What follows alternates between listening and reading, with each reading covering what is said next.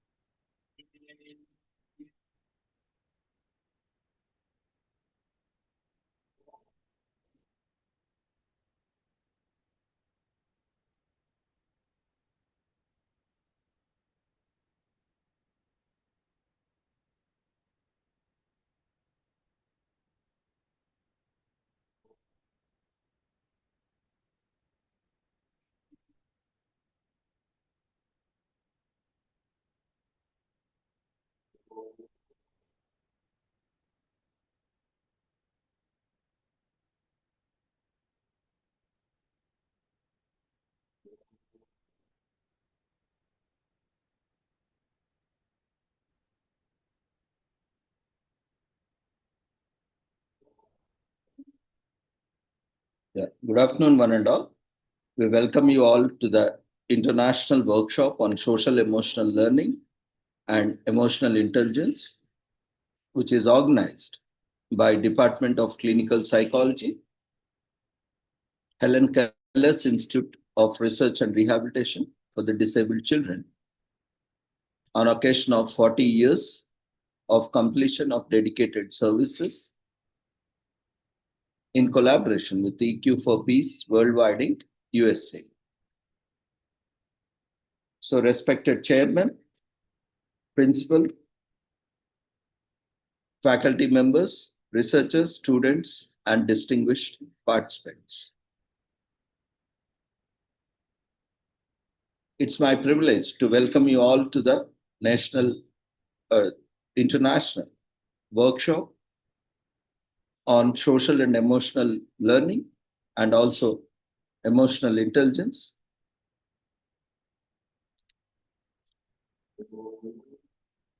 And before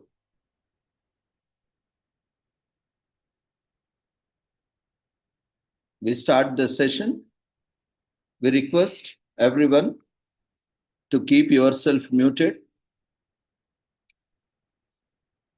and for smooth conduction of the workshop, we'll be muting all the participants. So you can keep your video on, following the workshop etiquette. So if you are unable to switch on your video, you can switch it off. And the attendance for this workshop will be taken in the form of polls and quizzes at the end of the session. So we request everyone to keep note of this and do not interrupt in between the session and also in the Q&A session. And when after the session, the platform will be open for Q&A and any feedback. So we request the participants to ask any questions and share your observations only related to workshop and session.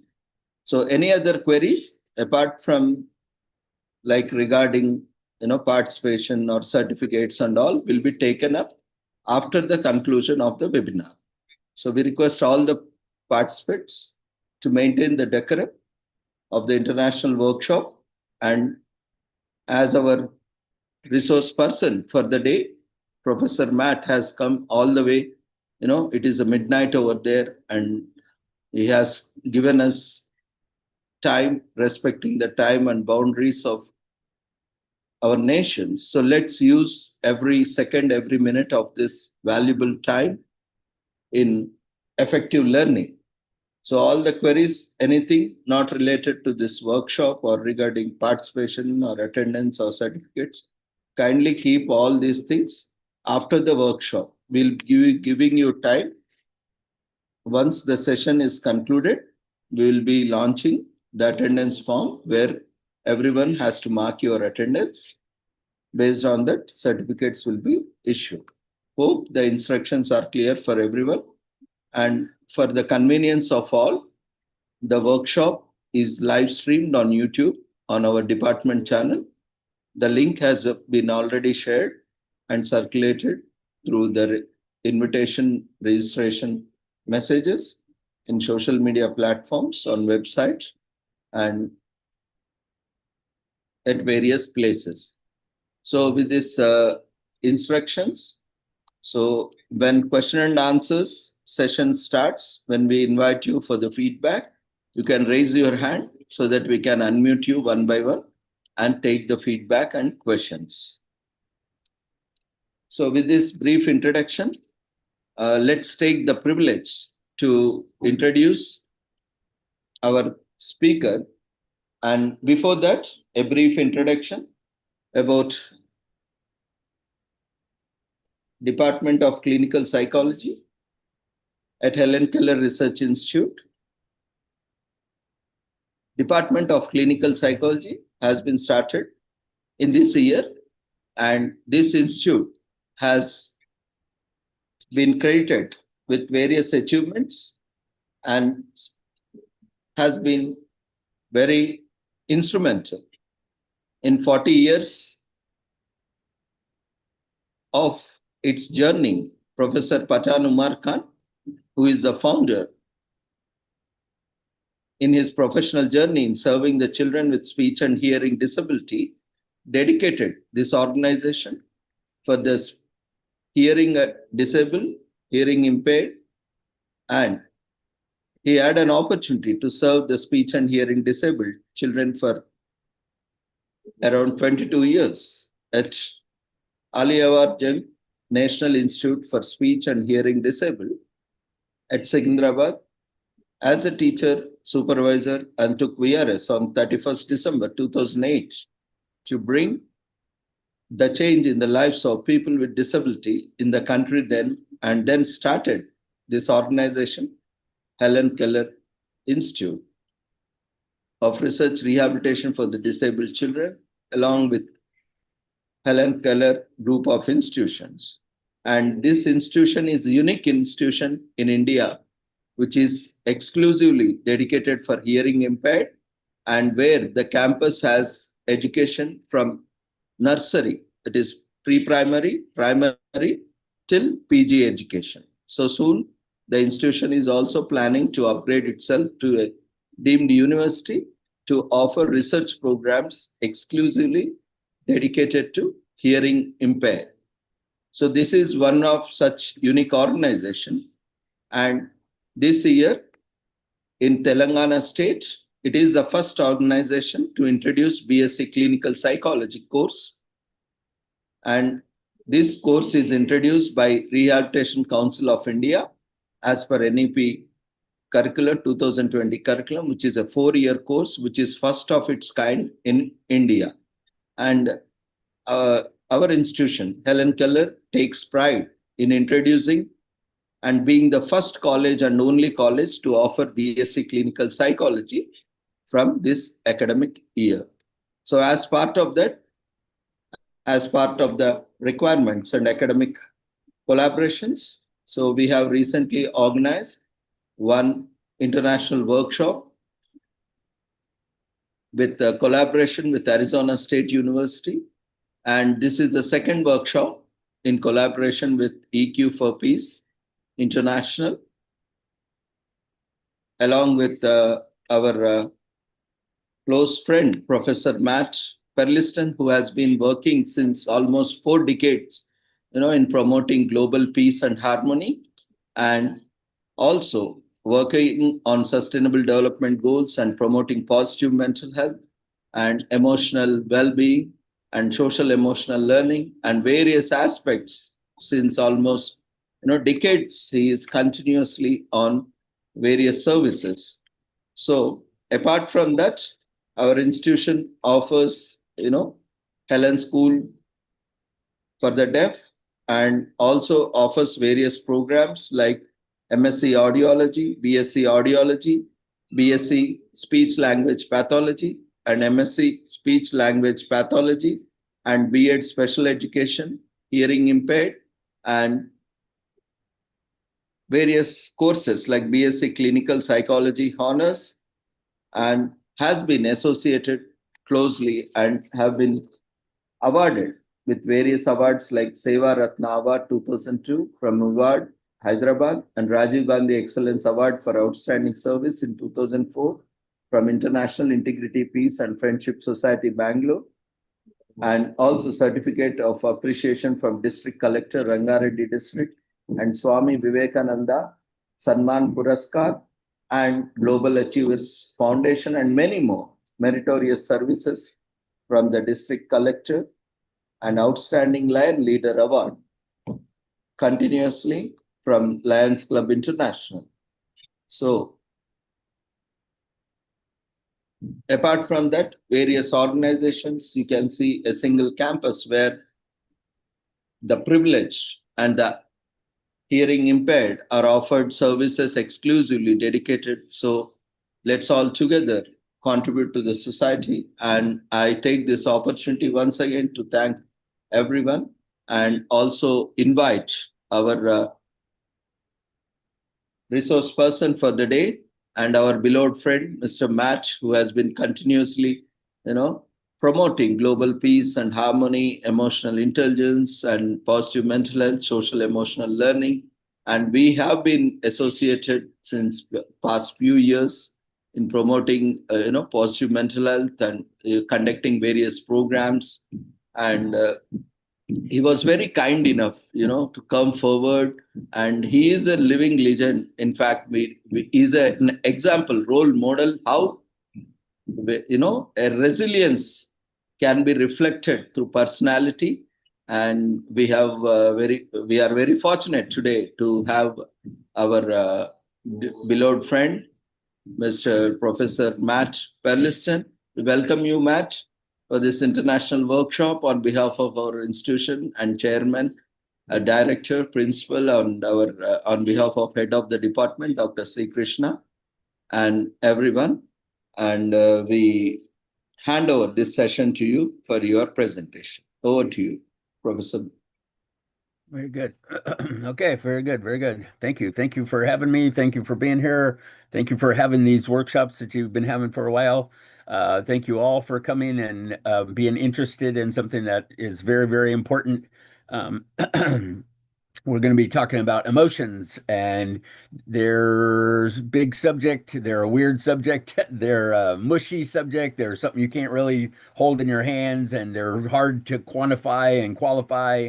They're tricky, they're ugly sometimes, etc. So it's a very bizarre subject, but it's also very, very, very important subject in that so many people have no idea how to deal with their emotions, and that's a very bad thing. It turns out that's a dangerous thing. And so that's why I'm here in the middle of the night, right? Dr. Ravindra, thank you for a nice introduction. But this is what I'm jumping up and down about, saying, hey, you got to learn about your emotions. They're a big deal. They're a huge deal. They're huge, way, way bigger deal than we ever imagined they were. They are. And so, and a lot of people don't like them. A lot of people don't like them. So it's kind of a hard sell. And I'm going to be going kind of fast. I have a lot of slides, too many usually. And so I'm going to go quickly because this stuff is not rocket science. This is not difficult. No, excuse me. It's not complicated. It is difficult. It's not hard. It is hard. It's not complicated. Doesn't take a lot of thinking. to do what we're trying to ask you to do. In fact, sometimes it takes changing your thinking or undoing some of your thinking in order to allow yourself to feel. It's a different story. It's a different side of your brain. It's a different side of your body. And it's something that we don't usually talk about and we don't usually learn about. And that's a bad thing. That's a bad thing. And so that's what I'm here for. All right. So we're gonna talk about our emotions today. So let me go ahead and share my screen. Give me just a moment, please. All right, here we go. I need a thumbs up that you can see my screen. Dr. Ravindra, please. You good? Yeah, Professor Matt, it's visible. Excellent, excellent. All right, here we go. Here we go. So this is about social emotional learning and emotional intelligence. To me, they're basically the same thing, but they're the one thing that it's just fancy way of saying that we're going to talk about our emotions. It's just a fancy way of saying it. One of them is what we know. Emotional intelligence is what we know, and social emotional learning is the action of finding out about learning it. And so that's in most of academia, in most of the schools, it's called social emotional learning, SEL, but we call it emotional education or emotional intelligence education. It's the same thing. It's the same thing. So, here's a little spoiler. We're talking about emotions, like I said, and we're going to talk about them a lot. Study after study after study is showing how important emotions are. They matter more than we ever imagined. They're the key to our happiness and our wellness and our sanity and our success in life, some minor stuff like that. And so, what we're finding is they're behind everything, they're underneath everything. They're a big part of our body that we don't know use, and we use them, but they're happening. They're happening. So we're using them, but we may or may not be consciously managing whole parts of our body and our whole parts of our life, and that's a bad thing. That's a tough one. So emotions aren't taught that much in school, even though we have them all day, every day. It's crazy. All humans from little bitty kids all the way up have emotions all day, every day, and we don't learn about them. Now, that doesn't make any sense. I was very disappointed with my schooling when I got out of college and I was standing there on the stage going, okay, well, I learned a bunch of stuff, a bunch of cool stuff. It's interesting, but I still don't know me. I still don't know how to manage me. I still don't understand what's going on inside of me. We don't talk about this stuff. What the heck? And so once I started learning about it, I said, you know what? I need this badly. Wow, I need this so badly. And soon after, I also realized I don't know about it, and nor does anybody else. And that's a bad thing. So I decided to kind of dedicate my life to this and teach people about emotions. And we've been doing it ever since. And it's very fun to teach, in my opinion. And it's useful because I get to get better and better at it. And so to be selfish about it, it's pretty cool. And the safer that I can make our world, the more I can teach people about their emotions, the safer our world can be. And that makes me happy. That makes me very happy. I have a lot of fear in my life, and I don't want to be afraid of people.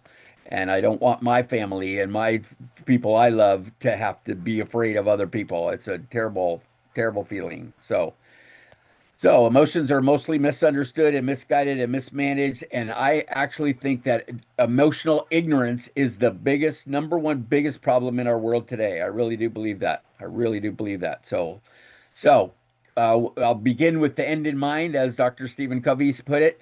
Here's some takeaways. A, this is very good news. This is very, very good news. I'll explain why. Two, the emotions matter. So if you could please right this minute take and decide that emotions matter more than you thought they did. Feelings, emotions, your study of yourself, your thoughts, your feelings, emotions, and actions that matters to people. It matters to you. It does matter in how you get along and how well you function. And make it a bigger priority right now. From now on, that emotions make change your judgment about them if you can. That's where most people get stuck, is that they do not allow themselves permission to feel their emotions. They don't like them. They don't deal with them. They don't want to talk about them ever. And that's a bad thing. So try and change that, adjust that a little bit right now. Twit, I call it spin it to win it. You can spin what you think and what you feel in ways that are from negative to positive. We call it positive mental health, and I'll be talking more about that in a minute. But so do it right now if you can. Make emotions a good thing, not a bad thing. They're a good thing. They might be uncomfortable and they might be a drag sometimes, but they're still great, great information that your body is trying to give you if you will listen to it. If you will listen to it.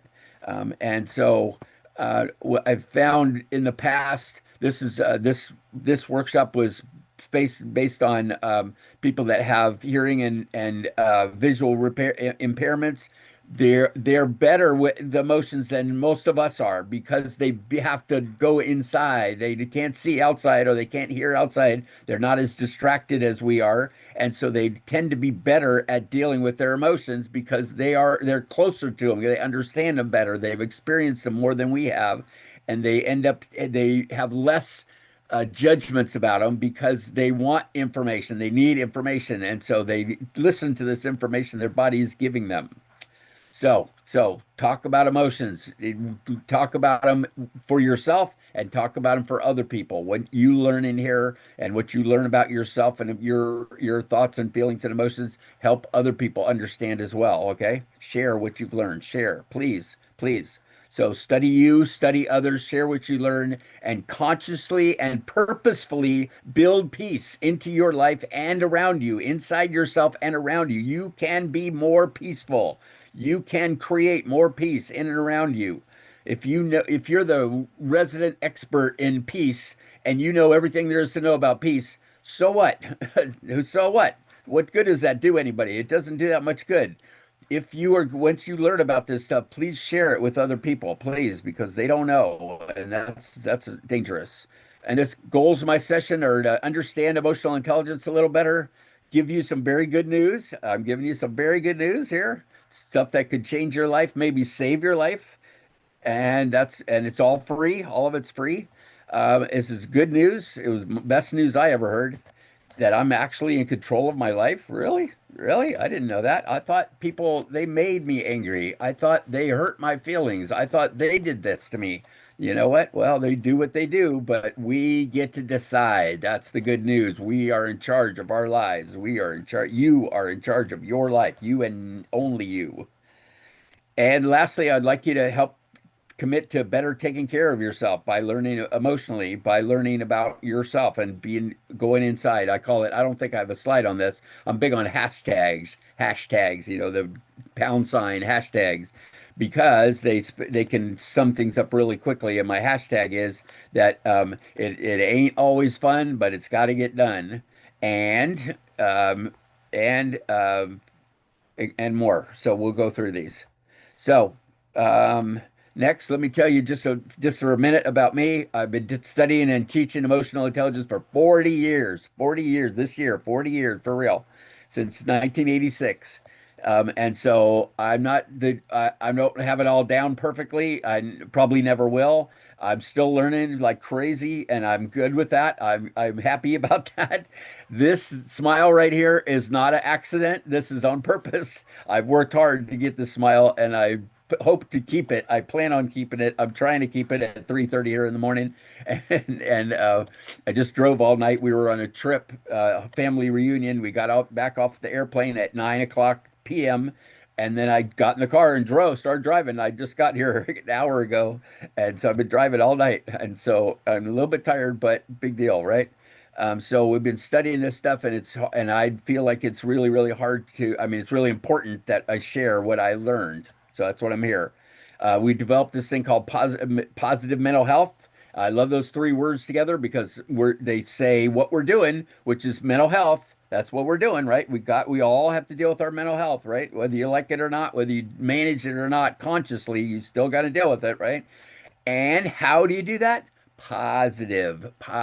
Be positive with your mental health, that you can be positive if you want to. You can spin it, like I said, to be more positive, and you can make yourself happier, and you can be more fun, and you can be more loving, and you can have more resilience, and you can have more perseverance, and you can turn things up The good stuff, you can turn them up, you can make them more positive, and the yucky stuff that you don't want to deal with, your fear, anger, sadness, guilt, shame, uh, anxiety, depression, all that stuff, you can turn those down. You can turn those down if you want to, and you can and learn about them and find out what your body's trying to tell you. What's the purpose of all of that?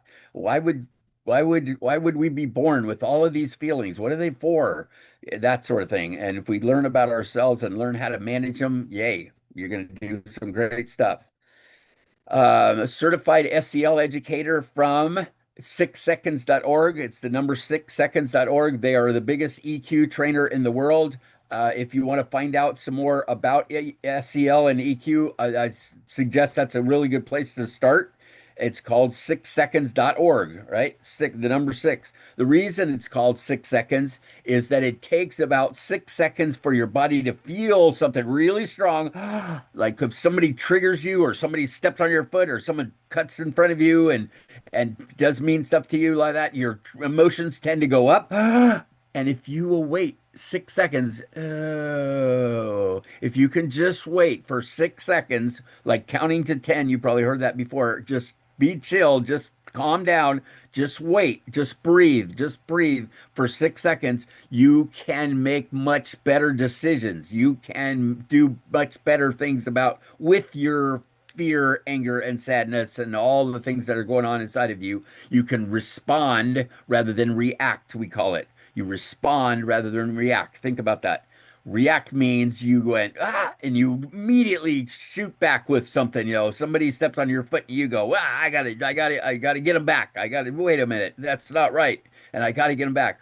Or you can go, you wait a few seconds and go, is that really what I want to do? That's one option. What other options do I have? Is that my best deal right here? Is that a good idea? Anyway, you get the idea. Take a few seconds to respond rather than react to life, to people, to things, to feelings. Try it. So I also have nonprofit we've been running today is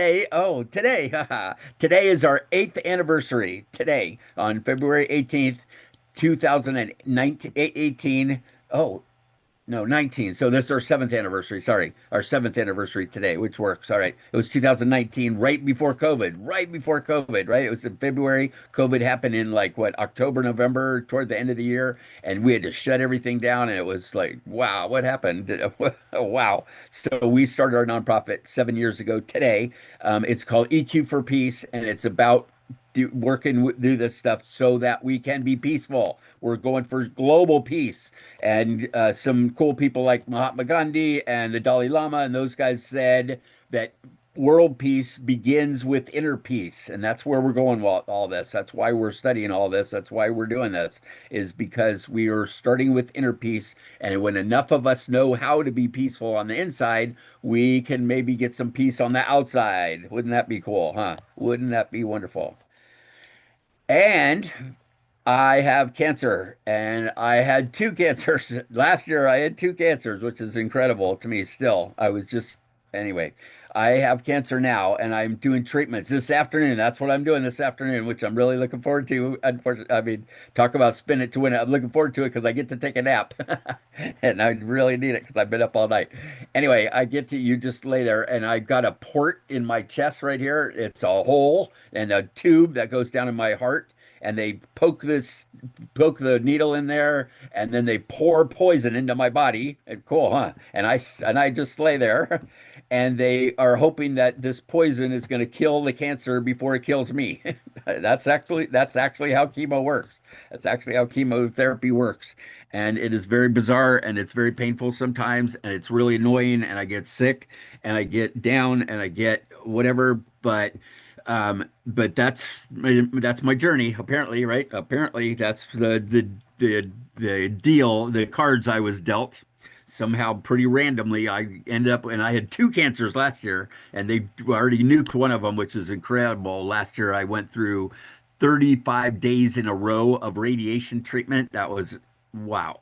And the hardest, strongest chemos they had, and I got so sick, and I threw up 25 times in 3 days or something ridiculous like that. I was counting them. And anyway, poor me. It's not, I'm not, my point is not to have you feel sorry for me, like, oh, gee, aren't you have it terrible? My point is that you can be uncomfortable. You can be sick and you can still be emotionally okay at the same time. Physical and emotional are different. That's one of the biggest lessons that I learned from cancer. Physical and emotional are different. I can be sick of the dog throwing up in the toilet, wiping. That's just such a mess and not all that unhappy. I don't have to suffer. My body needs to throw the stuff up, then do it. Get her done. Let's get her done and get it out of there. If that's what you need to do, then let's go. And I could laugh at myself. Sometimes I used to, laying on the floor, and I'm just like, what are you doing? I'm like, well, that's what my body's going to do. I can be upset. I tell myself, you can be as upset as you want to. That's what I actually tell myself. You can be as upset as you want to, which gives me permission to feel because sometimes I am upset. Sometimes I get really down and sometimes I'm scared. A lot of times I'm so close to being dying here. So yikes. All right, here we go. Here we go. Enough of that. Let's get into this. We're halfway through and we got I got 6 slides so far. Slide 6. We're in trouble.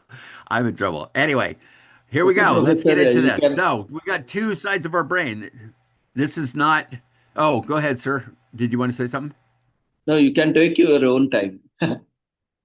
Oh, No oh, problem. really? Really? Okay. I didn't know that. All right. Well, I don't want to bore you and I don't want to go too long. But I'll try to keep it interesting. It's very interesting to me. It's fascinating stuff.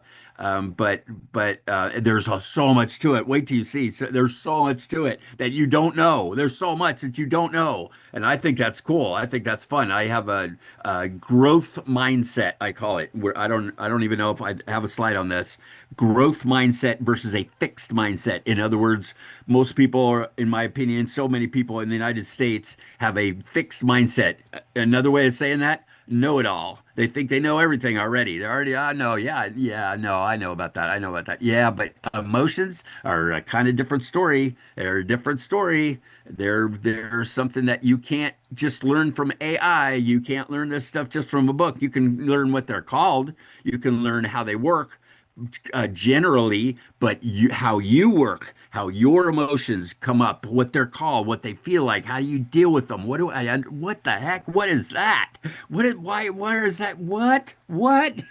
That stuff is not an AI deal. That's a, whoa, look, wow, what is my body doing right now? If you haven't dealt with your emotions, there's whole parts of you that you have never met, That just gets me. I'm like, find out about what's going on inside. There's so much more to you than you thought there was. You'll see. I hope you can appreciate and someday really embrace your emotional side because it's so fascinating to me and it's so full of color and life and joy and deep and depth and wonder. It's just there's so much in your emotions that if you will allow them, first stage one, if you will allow them, they will be amazing. Your life will be so different if you can connect with people and love them and open up your heart and have joy and peace and intimacy with people.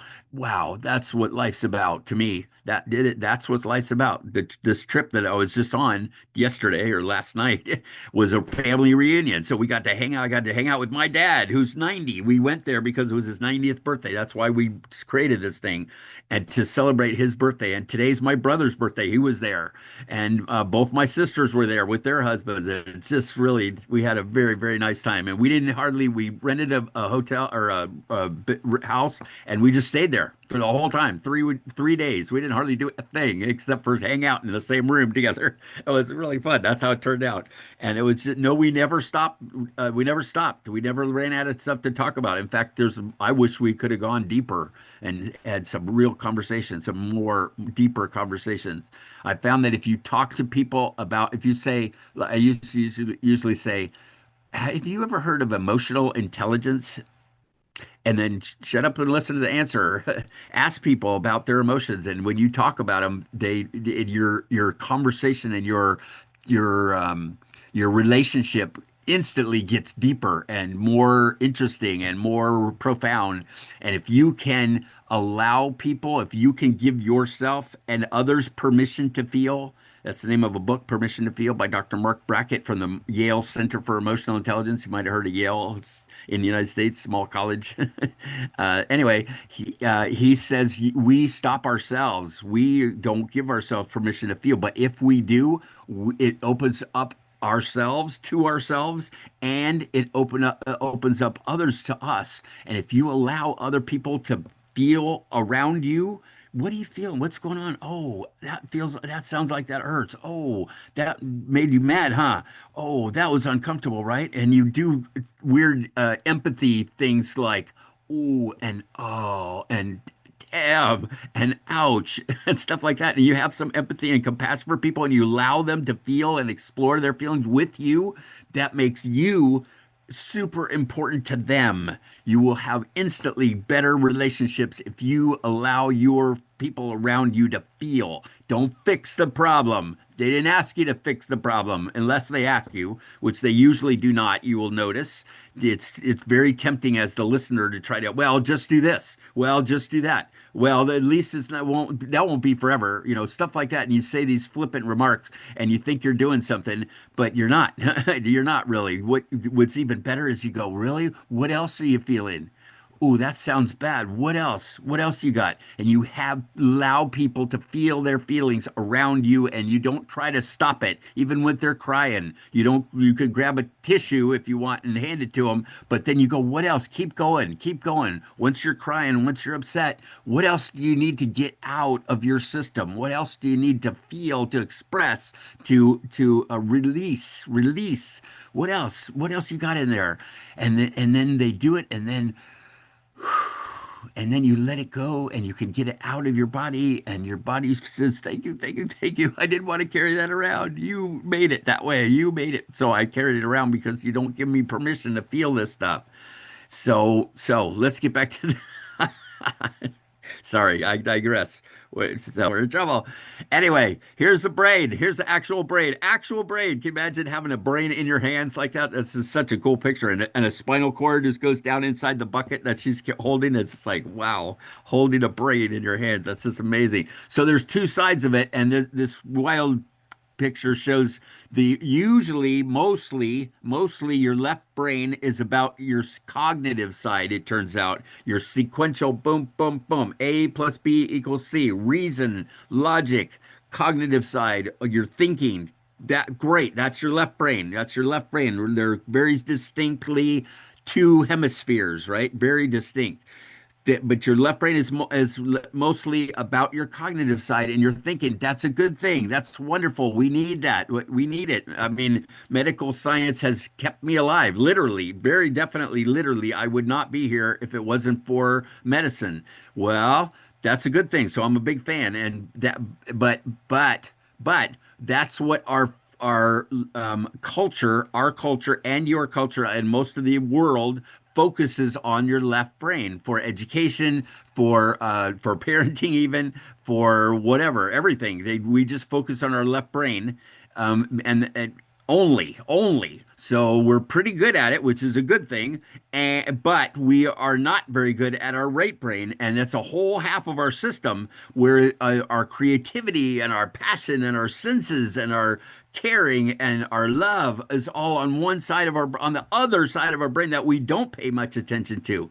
So I'm saying keep doing the left brain, keep learning logic, keep understanding, and add to it that feeling, add to it your soft side, your soft skills, your love, your passion, your what you actually care about, the things and people, places, and things that you care about. That's over there. That's over on the right side. So you use that side as well. Get good at it. Get better at it. And I'll show you some steps on how to do that. Simple, not so easy. Sorry. Simple, not so easy. So sometimes it's really easy. Sometimes really easy, and you go, yeah, well, definitely that was definitely how that handle that. Sometimes you go, you want me to do what? You want me to cry? What? Like, yes, I do. Your body does. Not that I do. I don't care if you do or not. I mean, it doesn't matter to me, but it does matter to you. So, EQ is the most relevant subject there is, in my opinion, the most relevant, the most practical subject there is, because we're happening 24/7, 365. It is you have thoughts and you have feelings all day, every day, even while you're sleeping. We can't not think and we can't not feel. We can try. You can try. That's what addictions are about. Trying not to feel stuff, right? And distract yourself from feeling and that kind of thing. It's also what meditation is about. It's also what yoga is about, right? So we can not about trying not to, but trying to understand it, trying to be with it, trying to allow it and to get better at it. I suggest that right now you decide that your feelings and your emotions are more important than you thought they were. Please, please. So balance is the key. All right. Some people say that our right brain is more important than our left brain. A lot of people say that their left brain is more important than their right brain, that logic is the king. Well, I suggest their balance. I suggest balance. This guy on the left is real good at his IQ, not very good at EQ. The guy on the right has increased his EQ to match, and now he can soar. If the guy on the left flies around, he's going to crash into the wall. The guy on the right can take off and flap his wings or whatever and soar. It's just I was just having fun with it. But you know what I mean. You do both sides, do both sides, or else you're denying a whole big part of you and a whole big part of life that I suggest you don't do that. You don't do that. Balance them. Make it okay with you right now. So let's try it. Okay, it starts off. We're gonna try it. All right, here we go. We're gonna starts off with awareness. We always start with awareness. We can't do anything. My mentor, Doc Myron Doc Downing, PhD, is I've been working with him for 40 something years, and he says that the awareness is the first key to change. We can't do anything until we're aware. It's kind of like, duh, if you don't know what we're even talking about, how are you supposed to do something with it? Well, that's the point, is that to become aware first. So become aware of your feelings. This is no charge ever. We have teachers and such that do this multiple times a day with their kids, and just try to name what you're feeling. Try it. Try to name, I call it name it to tame it. Try to name what you're feeling. Here, maybe this slide will work. Here, or will help. Will help. All right. Here's some feelings, simple face things, and it's not what are you, I mean, it's not how are you feeling. A lot of times you ask people, how you feeling? They'll tell you, I don't feel very good today, or I'm tired, or in the United States especially, I'm overwhelmed. I'm so tired. I'm so tired. So many people say that. If you said, but that's not what you were asking. I didn't ask you if your body was tired. I asked you, what are you feeling? What are you feeling? You're feeling, I know tired is on this list and it shouldn't be. I've got to get a new list or something because tired is not what we're looking for. We're trying to identify our emotions and feelings and emotions. I kind of put those as the same thing. I count them as the same thing. There's really technically they're different, but I don't really care. Feelings and emotions. Let's glom them together and let's get good at both of them, right? So just try to identify what you're feeling in here. What is it? What are you a little sad? Are you excited about what we're talking about? Hopefully that there's some real good news here, and I got hope that I can give you. There's some real simple steps you can use. I'm hoping you got some excitement going on and you're happy about it and maybe even goofy about it. That's okay with me.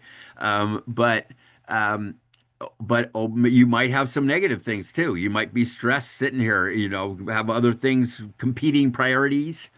You might have people around you that are yucky, and so they make your life kind of difficult and that sort of thing. They don't make it that way, but they try, or that they do what they do, and it's so annoying to you and how you react to it, right? But all right, so try it a couple times a day if you're not very good at it yet. Try learning about your emotions. How are you feel? What are you feeling? What are you feeling? And just identify it. Step one is awareness, identifying your feeling. Name it to tame it. Here's a wheel for this is from 6seconds.org, like I mentioned earlier. This is called Plutchik's Wheel of Emotion.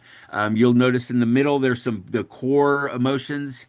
And then outside they get more specific and more specific. That's cool. More specific helps, by the way, guys. More specific helps. The more specific you can be, the better chance you have of making them better, of doing something about it, figuring out what do I do with this and what do I do about this. Try to be more specific. If you just say, I feel yucky, or I'm in a bad mood, or I'm down, or, those are big generalities. Life is scary. Life sucks. If you say that to yourself, which keep warning, by the way, it's so big that you just start feeling like, God, I can't fix life. I can't fix life. But if you go, so the generalities are tough to deal with. But if you go, you know what? I'm embarrassed today, or right now I'm feeling scared about this specific thing, then you can go, okay, what do I do about that? How can I manage this? So being more specific as you name your emotions is helpful to you. It helps you make sense of you. Kind of neat, huh? It's kind of interesting and kind of neat. So if you can make sense of you, then you can do something about it. You can make it better. You can make it mo better. I call it mo better. You have the power, POWA. I have the power, and that's true. You do inside of you, inside and around you. You have the power to manage yourself, your thoughts, your feelings, your actions, your decisions, your attitudes, your motivations, your values, your beliefs. All that stuff is under your control. It is. All that stuff is under your control, and that all that stuff is life in a big way. That is life in a big way. So as you name things, like I said, try to be as specific as you can. 6 seconds on their site have a really cool exercise that you could do with this wheel, and you can click on different ones, and they pop up and tell you more about them. You could see the opposite, what's right near it, and what's the opposite of it, and you can, on and on and on. It's a really cool the way you have an interactive. It's all free too. And so go to 6seconds.org and see and look up the Wheel of Emotions. Wheel of Emotions, it's called. So I get excited about this stuff, but I get rolling too much too. So all right, so I'm going to start off with some bad news. We're starting off with some bad news because this is how it is. Things things are bad and getting worse in the emotion department because of lack of emotional education. Things are bad and getting worse. Violence is going up, abuse is going up. In the United States, you probably heard on the news, man, there's so many bad things happening. It's just so scary. And we're being led by a guy that has no idea about emotions, no, not the slightest clue, and doesn't care either, in my opinion. Sorry, don't get me started on that. But anyway, addictions are about messing with our emotions, squishing them, avoiding them, redirecting them into something else. That's what addictions are all about, are ways to change our emotions. Suicide, how about that? That's one of the biggest ones that are because of being so emotional. People will go, I don't know how to deal with this stuff. I feel bad and I don't see any end in sight and I have no help. I'm out of here. Boom, gone. Gone. I personally know what, 8 people now. We just lost one just the other day. One of our employees is taking a sick day today to go to the funeral because another person that I knew is gone now. Man, that is such a weird feeling if you know anybody who's committed suicide, and it's just so avoidable, in my opinion. It's so avoidable. We can, if we teach people how to deal with their emotions, you don't have to kill yourself. There's plenty of other choices, but they don't see that. And I don't know. I'm sure it's different for different suicide people, but still, doesn't it seem like that's like the most basic part do you want to be here or not? It's like the most basic decision there is. Divorces are up, mental health issues are up since COVID. Physical health, they're now connecting emotional with physical. If you don't deal with your emotions, it's going to turn physical. The more bad stuff that happened to you as a child, called ACE, they're adverse childhood experiences. Adverse being bad, when bad things happen to you, childhood experiences. The more of bad things that happen to you as a child, the more likely you are to have severe medical and physical problems as an adult. And then you might ask, well, how'd you get cancer? How'd you get 2 cancers? And the answer is like that. That is how. I think my ignorance and my unwillingness and inability to deal with my emotions most of my life. I'm 65 now, but most of my life I didn't deal with a lot of this stuff, and I think my body is messed up because of it. I really do. And I'm trying and trying really hard right now to do better with my emotions so that I quit this stuff. This is awful. This is awful, and it's going to end my life very potentially, very likely. And so, anyway, the more physical, more emotional stuff you've had as a kid, whether if you hadn't dealt with it, it turns into physical after a while. Warning, warning, warning. Crimes up and wars up. You've seen stuff. Now we're attacking. Who are we attacking now? Iran or something like? Come on. And Venezuela and Greenland and like, what the heck? What are you doing? I can't even imagine attacking somebody like that. But here we go. So some say it's the number one biggest problem in the world today. Somebody being me in particular, but other people say it too. So lack of emotional education. People are dying quite literally to know what we know about emotions, literally dying from this, just from emotional education or lack thereof. It used to be a warm, fuzzy, soft skill. Now it's a serious coping mechanism, survival skill. You got to learn about yourself and what's going on inside of you to survive. To survive, it's really true, and the numbers are showing it, unfortunately. So if you don't deal with your inner world, you could be in real trouble. I used to never say you gotta and you must do this. I don't do that. Don't do that. You don't know what they gotta do. You kind of yeah, you kind of do, and I kind of do, and I kind of now I'm getting braver, and I say you got to deal with this. You got to deal with your emotions. You got to. I'm encouraging and trying to inspire you, not judging you or demanding or any of that. Anyway, you get the idea. Deal with your emotions, please. Here's a chart of emotions going up, or suicides going up in India. In India, this is bad. 6 Seconds did this massive study last year called the State of the Heart, and they found that we're in an emotional recession. It's actually people are getting less better or worse about their emotions. They're getting worse about their emotions. Like I said, it's bad and getting worse. It really is. And they found that there's these six key findings, that it's going down globally, that it's different in different countries and different areas, and India is so big that there are different cultures inside of India that some are better at it, some are not. Some are not. So where are you guys at with that? Where are you? What do your parents talk about their emotions? Do your friends talk about their emotions? Does anybody? And is anybody? Do you? So check it out. Gen Z, the young folks, which is a lot of you, I assume, mental health crisis. I don't know what to do with this stuff. I have no idea what you're talking about. I have no idea how to deal with me. I don't know how to deal with me. What a terrible statement, right? Terrible. There's a huge gender gap too. That the women are better at this than guys are. Kind of another one of those. We're no kidding, really, but they are. But they are. Oh, we got a question. Dr. Santush, what you got? Hi. You want to ask? Pop on off mute. Hi, Matt. Hey, hello. Hi. What you got? Yeah, Hi. I have just a point to raise here. If we as researcher talk request, and we talk in terms of cross-border issues, we should be very specific, I believe. I should be, because the statements could hurt people around, if I'm not Right. wrong. So I'm sorry if I'm raising a point that way, but it is hard. Yeah.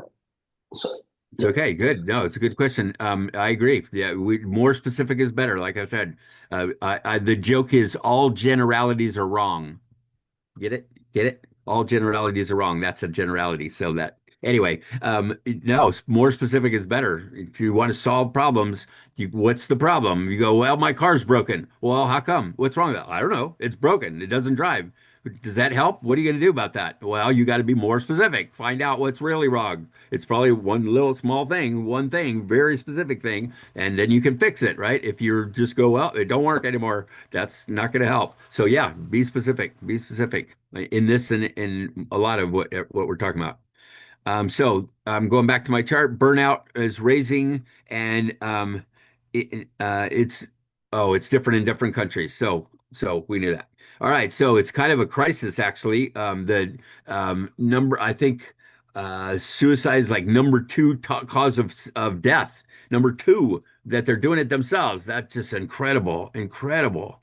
So that there's these charts are showing that it can be quantified. I think it's always weird to try to quantify what quantify feelings. It's always tricky. This shows that the better you are at it, the higher level of success you're probably going to have. This is direct relation that in the bottom left are people that are not very good at their emotions. They end up being not very successful. And the top right is people that are really good at their emotions tend to be really successful.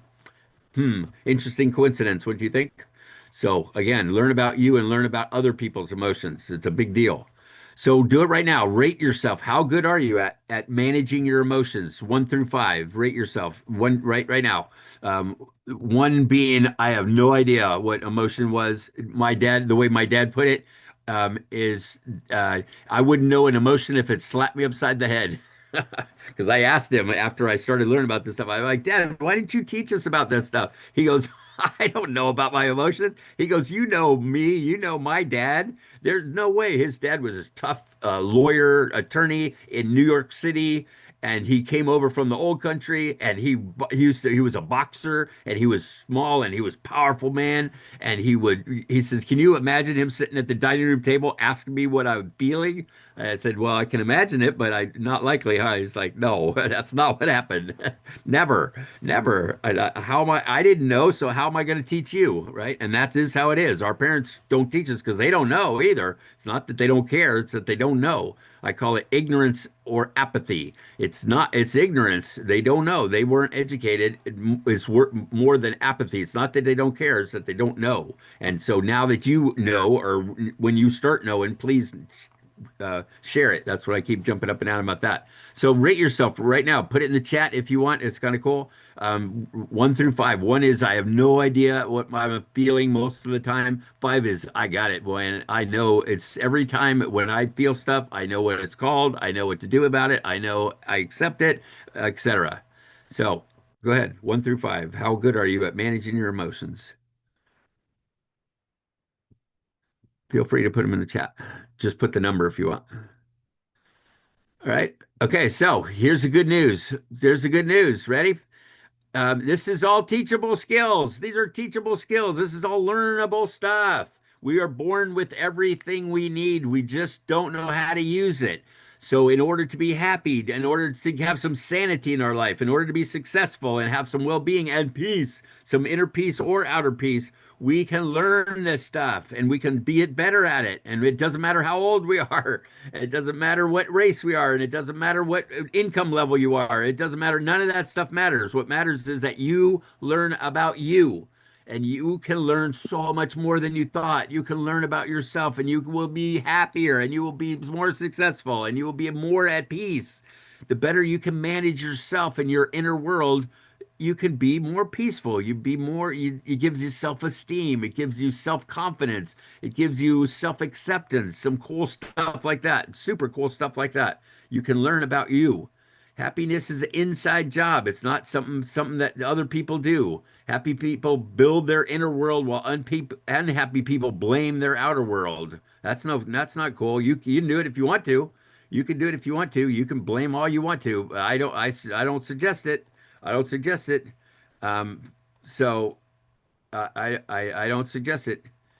Somebody asked me to send a slide. There's a link to the whole slideshow in the chat, and I'll do it again at the end, okay? But you guys can have this PowerPoint if you want, and there's all kind of good stuff in there.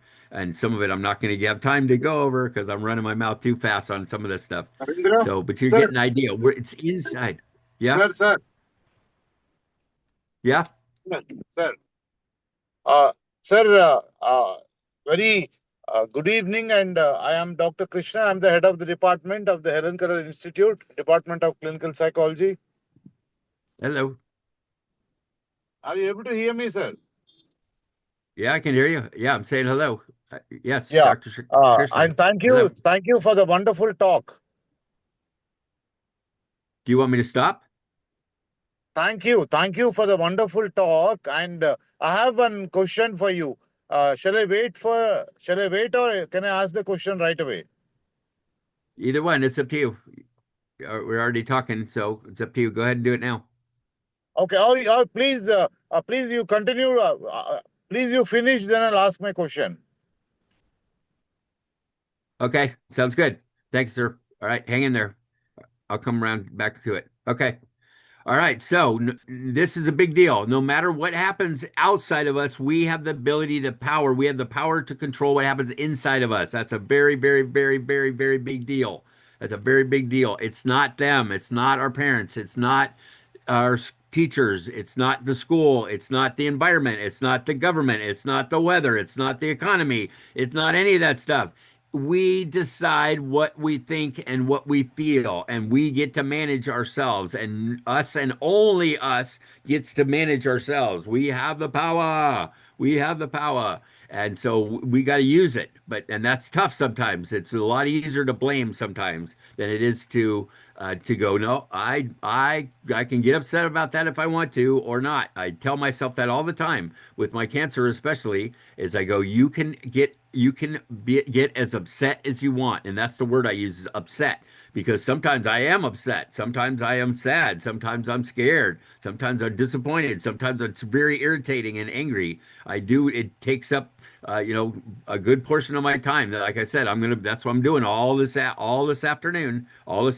I had another meeting I was supposed to go to, and I had to cancel it because I got to go get my cancer treatment and stuff like that. And it's annoying and that sort of thing. So I can be angry about it. I can be annoyed. I can be upset about it, or not. So, and that's up to me, and that is very, very cool, in my opinion. It's up to me. I'm a control freak in this area. I want to have control over me, and it turns out I do, and I can, and I do.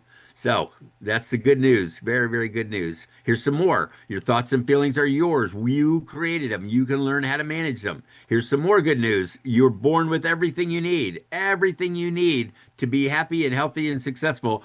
Just don't know. It's just training and education. You just don't know how to use it. So learn about yourself. Aristotle said educating the mind without educating the heart is no education at all. Well, that's a bit severe, but you get the idea that he's saying learn about your heart as well as your head. We call it head and heart, left brain and right brain, cognitive and emotional, yin and yang, whatever you want to put it. You learn both sides are important. Both sides balance them. All right. So let's talk a little bit about this, what this talk was supposed to be about: emotional education and social emotional learning in particular. So, they're about finding the best the best of yourself. I call it a meta study. I don't think I have a slide on this. A meta study is studying the study, is studying the subject, is studying itself. So we are doing a meta study of ourselves, which means we step back and look at ourselves and go, how do we function? How do we do this? How do we operate? There's meta analysis, right? Figuring out it's thinking about what you're thinking about. There's metacognition. There's meta emotion, which is what do you feel about what you feel? What do you think about what you feel? What do you feel about what you think? All that. It's looking at yourself from a back up a little bit and going, how did I do that? Or why am I doing that? Or of every response available to you, which is usually an infinite number of responses, I wonder why I picked that one. If you're looking back at yourself and reviewing and looking at trying to learn about why you did what you did, when you go back and you go, I wonder why, in an interesting way, not in a judgmental bang yourself on the head, what an idiot, you're so stupid. No, don't do that stuff. You go, isn't that interesting that I chose that response at that moment in time with that person? I wonder what was going on for me. I wonder what I was thinking. If you're feeling something real strong, I wonder what I was thinking in order to create that feeling. Watch.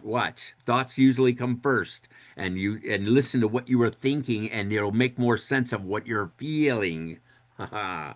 All right. It's not only your thoughts, but it's often starts with your thoughts. So I think everybody should take psychology. This is sponsored. You guys are sponsored. This is psychology class, as far as I know, right?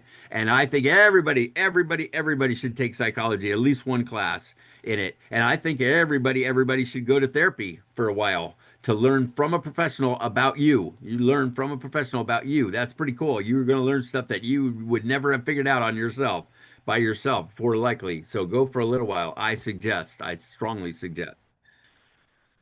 This is kind of cool. There's no health without mental health. That's, I don't know, you get the idea.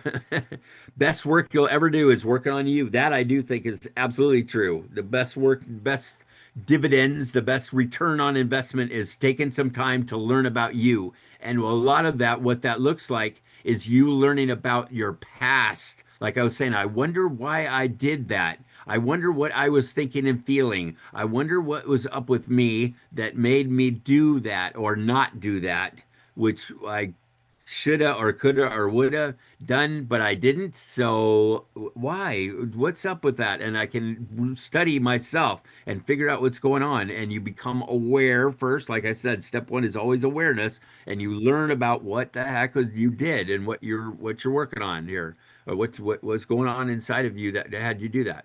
So that kind of stuff is going to do you good for the rest of your life. And learning about your past, a lot of people say, "Oh no, it's behind me. I don't want to bring that up. It was yucky. I'm through with it." Well, maybe, maybe not. Maybe there's stuff in there. I suggest that there's a ton of stuff from your past that made you who you are in the present and who is going to be in charge of you in the future. It's all the clues and all the study of it is in your past. You look back in your past and say, what did I do? What happened to me? What did I think? What do I feel? What did I decide about my life that I'm still living on? What did I decide about life as a 3 or 5 or 7 year old that I'm still living on? You'd be amazed. You will be amazed if you look in there being inside of you. Then the steps are shut your eyes, shut your mouth first, probably shut your eyes, and then just go inside and ask yourself, what are you feeling right now? What's going on inside here? What's happening, you guys? What's that? What's all this? What's all the commotion about? What's all the voices about? What's all the committee meetings going on inside my head? What's happening in here? And be aware. Just be aware. Just we call it management by wandering around. You wander around and try to figure out what's going on by observing. But I'm saying you observe you. You observe you. So you can have a growth mindset or a fixed mindset. I suggest you open up and you learn about you. One of the things is that one of the coolest skills that we have is that we can open up our heart or we can close our heart. Ha ha ha ha. We can open our heart and we can be with people that we love and have wonderful relationships and be really close and intimate with people, or we can go, you know what? You're not going to get in here right now. If they're toxic people or they're mad or they're in a bad mood or whatever, and you don't feel safe around them, you can block it out. You can block their energy and say, you're not touching me right now. And because it's me, it's up to me. It's not up to them. It's up to me. Remember? So have a growth mindset versus a fixed mindset. Social and emotional learning, according to the biggest SEL organization in the world, is called the Collaboration for Academic, Social, and Emotional Learning. It's CASEL. It's CASEL.org. And they're the biggest, and they have some fantastic stuff, and most of it is free as well. They said children and adults can learn to understand and manage. Those are different. Those are different. Understanding is, yeah, I got it, but I don't know what to do with it. You can understand it and manage it, both. and set and achieve positive goals and feel and show empathy for others. That's one of the keys to emotional intelligence, is being kind and loving and gentle, and your thoughts and feelings matter to you. Well, guess what? Big surprise. They matter to other people as well. And if you will let them talk about them and you can be okay with people's emotions and what their thought process, then they'll be like, wow, you are so great. You are safe for me. You are wonderful. Thank you so much. Thank you, thank you, thank you. If you can give yourself permission, you give them permission, and then they can give themselves permission, etc. It's kind of snowballs, and it's very cool. But empathy is the key to this whole thing. We have a group on LinkedIn with over 1 million people on it now, the Emotional Intelligence Network, and it has over 1 million people on there. And we ask, what is the most important emotional intelligence skill? Empathy, by far, first and foremost. So try it, and it starts with empathy with you. You decide. That's what more with the past too, is that the more you learn about who you were as a child, the more you can have empathy for you, and give yourself a break, and you don't have to do stuff like pound on yourselves and go, "What, you idiot, and you don't, how come you don't, you're so stupid, you don't know this," and you stop calling yourself names, and you start being more gentle with you, and you start being more loving with you, and more respectful even of you. And that's a big deal, and that comes out through your personality. If you are mean to you, you're probably going to be mean to other people too. So anyway, we can feel and show empathy and compassion for others. We can establish and maintain positive relationships. If things are going well and you feel safe and you can feel with other people and you can be safe with them, then they can be safe with you, and you can create wonderful relationships in your life. And I don't ever discount relationships, because us humans are social creatures, and relationships are one of the most important things in our lives. They are one of the most important things in our lives. They're doing a study at Harvard University. They've been doing it for 92 years, something like that. 92 years they've been doing the same study, and they're asking people, as you know, that's a long time. You ask, what's the most important thing for you? What's in your life? What's the most important thing? By far, number one from that study is connect and stay connected. Connect to other people. It doesn't matter how much money you make. It doesn't matter who your parents are. It doesn't matter where you live. It matters that you open your heart and connect to 1, 2, 3, 7 other people, and do it. And you let them love you. You love them. They love you. Boom, boom. That's how it's done. That's how it's done. Make sure that that's a big part of your life. You got to stay, call it stay connecting and stay connected. That's kind of up to you. I mean, if some people may stay connected with you, but they probably won't. It's going to be on you. That's your responsibility. And that's part of your personal responsibility, is to stay connected with others. Reach out and don't lose the stuff, your friends from childhood, your friends from when you were growing up. Hang out with them, go be with them and talk to them and stay connected with them. And the last one is we make more responsible decisions if we're more aware of ourselves, which makes sense, right? So I don't have much time to go through the history of this, but you get the idea. Daniel Goleman's big book, Emotional Intelligence.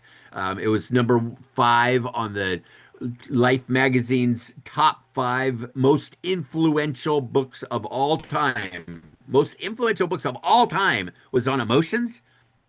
Yep. Yep. Surprise. But yeah. Yep.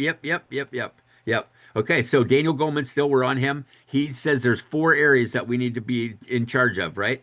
4 areas we need to be in charge of. Know yourself, self-awareness, knowing yourself. Like I said, awareness first, right? Know yourself. What am I feeling? What's going on? What am I saying? What am I doing? What's happening here? Know yourself. Then you can manage yourself, right? Once you know yourself, what am I doing? Then I go, I don't want to do that. I want to do this. That's self-management. I don't want to do that. I want to do this. Okay, that's self-management. Because I first knew about what am I doing, then I go to, all right, well, how do I do it? Right? How do I do it? And that's emotional intelligence versus positive mental health. One is what's happening. The other one is how do I work this? How do I do this? Okay, and then next is social awareness. What are other people? How about other people? How are they doing? What are they thinking? What are they feeling? We know others, and we can have some empathy and compassion for them, which leads to the fourth one, which is relationship management, which is about having good managing your relationships with other people. And guess what? That has to do with emotions. They want them being emotional, you being emotional, you guys handling each other. If you get angry at each other, then you need to manage that too, and then drop it and forgive, and and go back to being connected and being okay with all of that process, that sort of thing. So it's managing your relationship. So know you, manage you. Know others, manage your relationship with others. That's it. Not rocket science, like I said. Not so easy sometimes. Not so easy sometimes, but definitely not complicated. Here's if you drill down, there's some stuff here's on keystepmedia.com if you want to find out more about that. This is just drill down under those four. I don't have time to go in through all of those. As CASEL, CASEL that I was just talking about, they say there's five. There's five. They do social self-awareness, self-management, same. Social awareness, relationship skills, same. But they add that you take and make good decisions also. That you make good decisions also. So that's number five. Here, this is straight from CASEL, this graph right here. So if you want to learn more about that, casel.org. All right. So what we're trying to do is get peace, is go toward peace. That's the goal. And not too many people, a lot of emotional intelligence is about, well-being and good, whatever. I'm saying it's peace. I suggest that peace is the goal. For me, inner peace, one, learn about myself. The better I know my emotions, the more peaceful I can become. Because even if I have bad things happen, even if things are, I'm going to have negative emotions like fear, anger, and sadness. It's okay. I can deal with it. It's okay. It's okay. It's just an emotion. It's not that big a deal. I can deal with this. I do not have to hurt them back. I do not have to be, oh my gosh, make it worse and worse and worse. I don't have to do that. I don't have to kill anybody like they do in the United States. Oh, this guy's made me angry. I'm going to go shoot these little kindergartners and then I'll feel better. What the heck? What is that? How you deal with your anger? Because they were not nice to me in at my school, I'm going to go kill a bunch of them. And now, what? You think that was they had any inner peace going on? I don't. I don't. Oh, and then I'll kill myself. I'm like, well, do that first. And anyway, sorry. Inner peace, inner peace first. Me, that's me. Interpersonal peace is me and you can get along. That's two. That's two. Then three or more can get along. That's our families, our groups, our communities, our school, our class, our education, our all of that. All of that is our social piece. Three or more of us can get along, and maybe when enough of us learn how to get along, maybe we can have world peace, right? All of us, maybe. We'll see. It's hard to prove, but maybe. So here's a whole section on positive psychology that I'm not going to be able to get to. This is what the definition of it. It's appreciating your life. It's about meaning and engagement. Positive psychology is about learning to be positive on purpose. Positive on purpose. That's it. That's the bottom line to the whole thing. It's not just about disorders and what's wrong with you and how do you get back to normal. We can do better than that. We can be better. We can do better than that. We can be better than normal. We can be persistent and perseverant and resilient and wonderful and happy and joyous and free. And we can be better than normal. Normal is kind of a drag, in my opinion. So this is all stuff from positive psychology. This is some research from positive psychology. Get the PowerPoint, and you can go through this if you're interested. So bottom line, they say keep a gratitude. Gratitude is a very, very important personal growth and personal thing, is to learn about how to be thankful for what you have. We call it a conscious positive. Conscious positive. That means you're thinking positively on purpose. Is what am I happy about? What am I appreciative about? What am I thankful for? And that could be just waking up in the morning. Oh, I open my eyes. Okay, that's a big deal that I could do that. And you write it down, or you keep a journal, or you tell people about it. Tell somebody about it. And therapy is awesome. Study in psychology, purposeful positivity, exercise optimism. That means if you start getting down and negative and grumpy and yucky, change it. Change it. Exercise some optimism. What's good? What's good? What could possibly turn out better? What's the best case? How can we know that? And exaggerate enthusiasm. That's one thing I'm pretty good at, is that I get excited about stuff and I let myself show it. I let my face show it. And guess what happens with other people around me? They go, "Oh, you're excited, huh?" Yeah. And they go, "Hey, I feel better too. What do you got going?" I said, "Oh man, emotion's so cool." And they're like, "Okay, and you can, it spreads, and it's what's the word? It catches. I forget what the word is, but COVID's, it transfers for different people. We're not taught about this stuff in school, so how the heck are we supposed to learn it, right? Our thoughts, we have thoughts and feelings, both sides of our brain.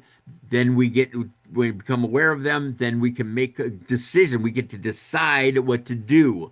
So our thoughts and feelings are inside, our decisions are inside, our actions, however, warning, warning, warning, are probably outside of us, and may or may not have consequences. But what we act on, how we act, and with the results that we get from how we act are based on our thoughts and our feelings and what we decided to do with that. And that's all up to us. This is more good news. This is more good news, you guys, that you're in charge of you. It mostly starts with our thoughts. It mostly starts with our thoughts. Some of our feelings happen first, but usually our thoughts happen first.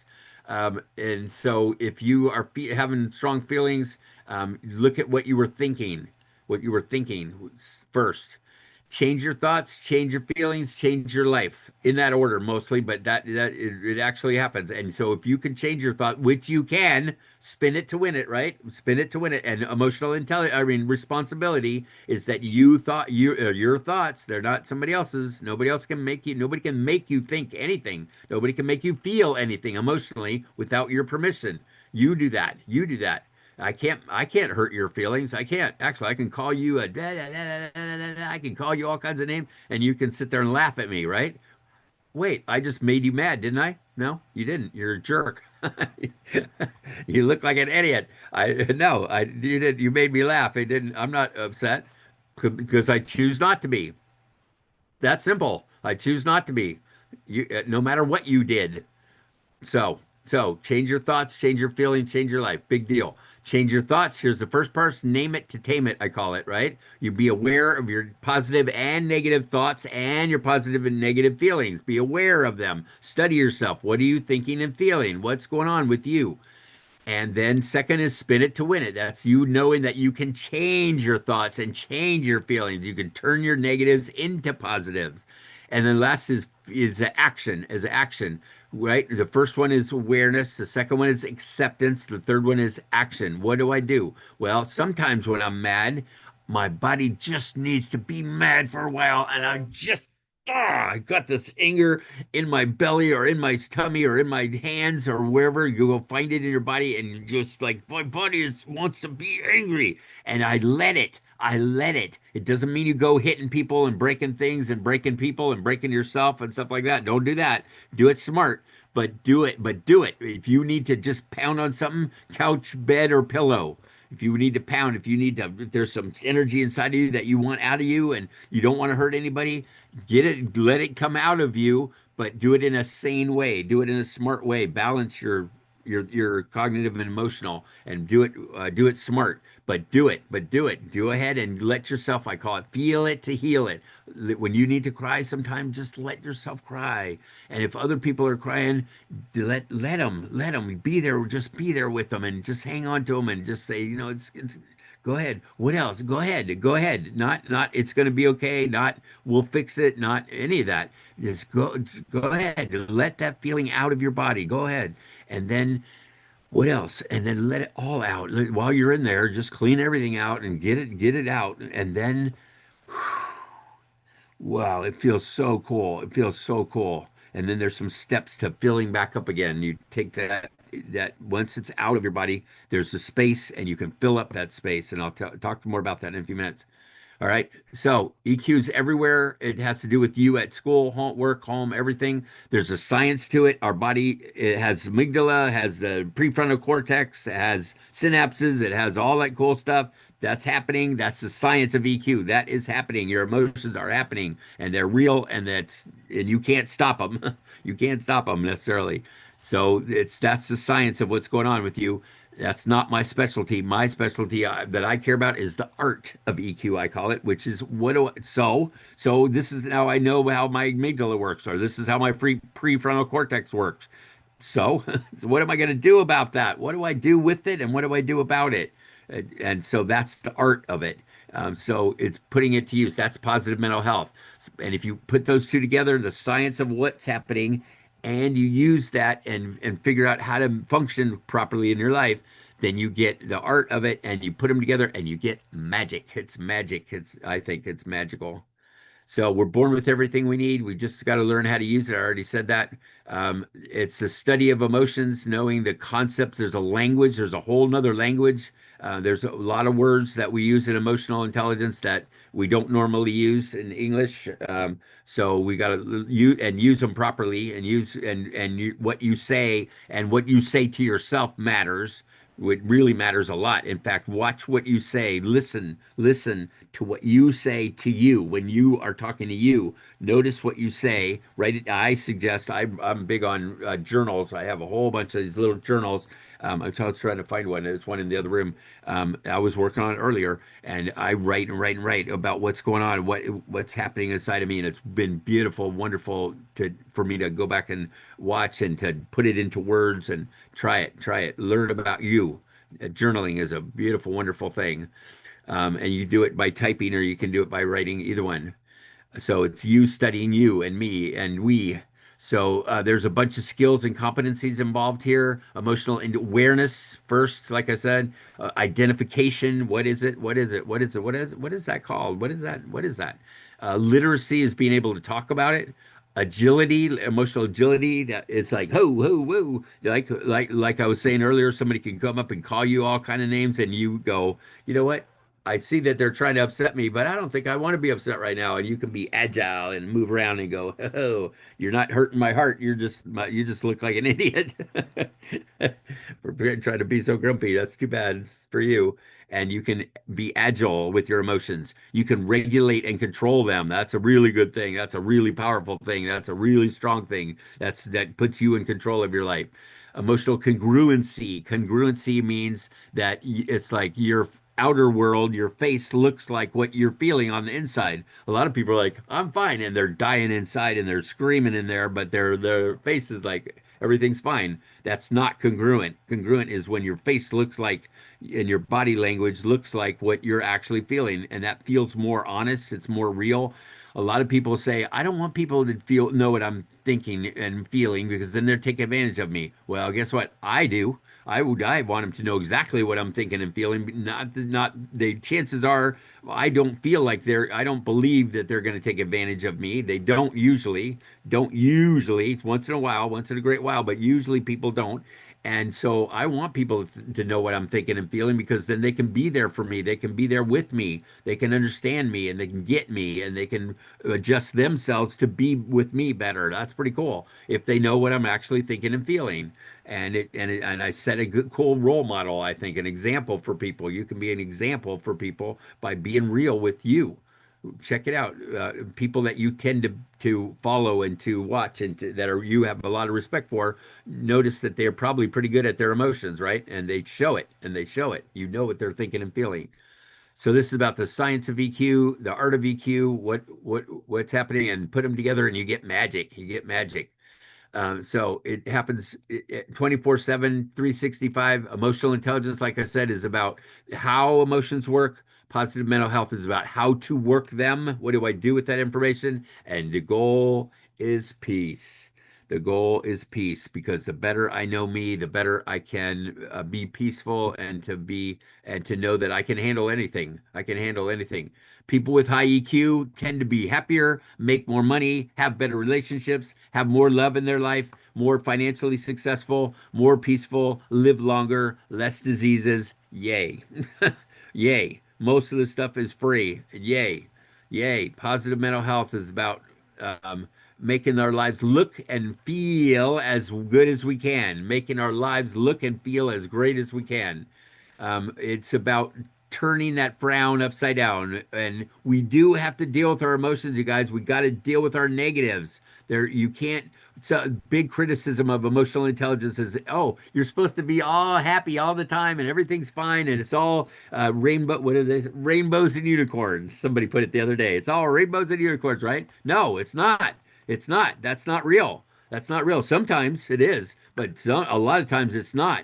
We need to deal with what's making us angry. We need to deal with what's hurting our feelings. What we need to deal with stuff that's getting us down. We need to deal with that. And so we need to go down sometimes. We have to allow it. We got to understand it, and we got to deal with our negative emotions sometimes. That's what do you do with your feel your or about your emotions? What do you do about this? That's an action, all right? And we do have to deal with our negatives. And the good news is the better you deal with your negatives, the more you deal with your negatives, the more positives you get. The more positive you get. So instead of being big avoidance and lying to yourself and denying that you're feeling bad, deal with it. Look it straight in the eye. What do I need? What's going on here? What happened? What am I thinking? What is the message? What do I do with this? What is this called? That kind of stuff. Study it. Study you. Study you. It's awesome. You're probably much more awesome than you thought you were. And the more you explore inside of you, you're gonna go, wow, wow, I'm a pretty interesting, deep person, actually.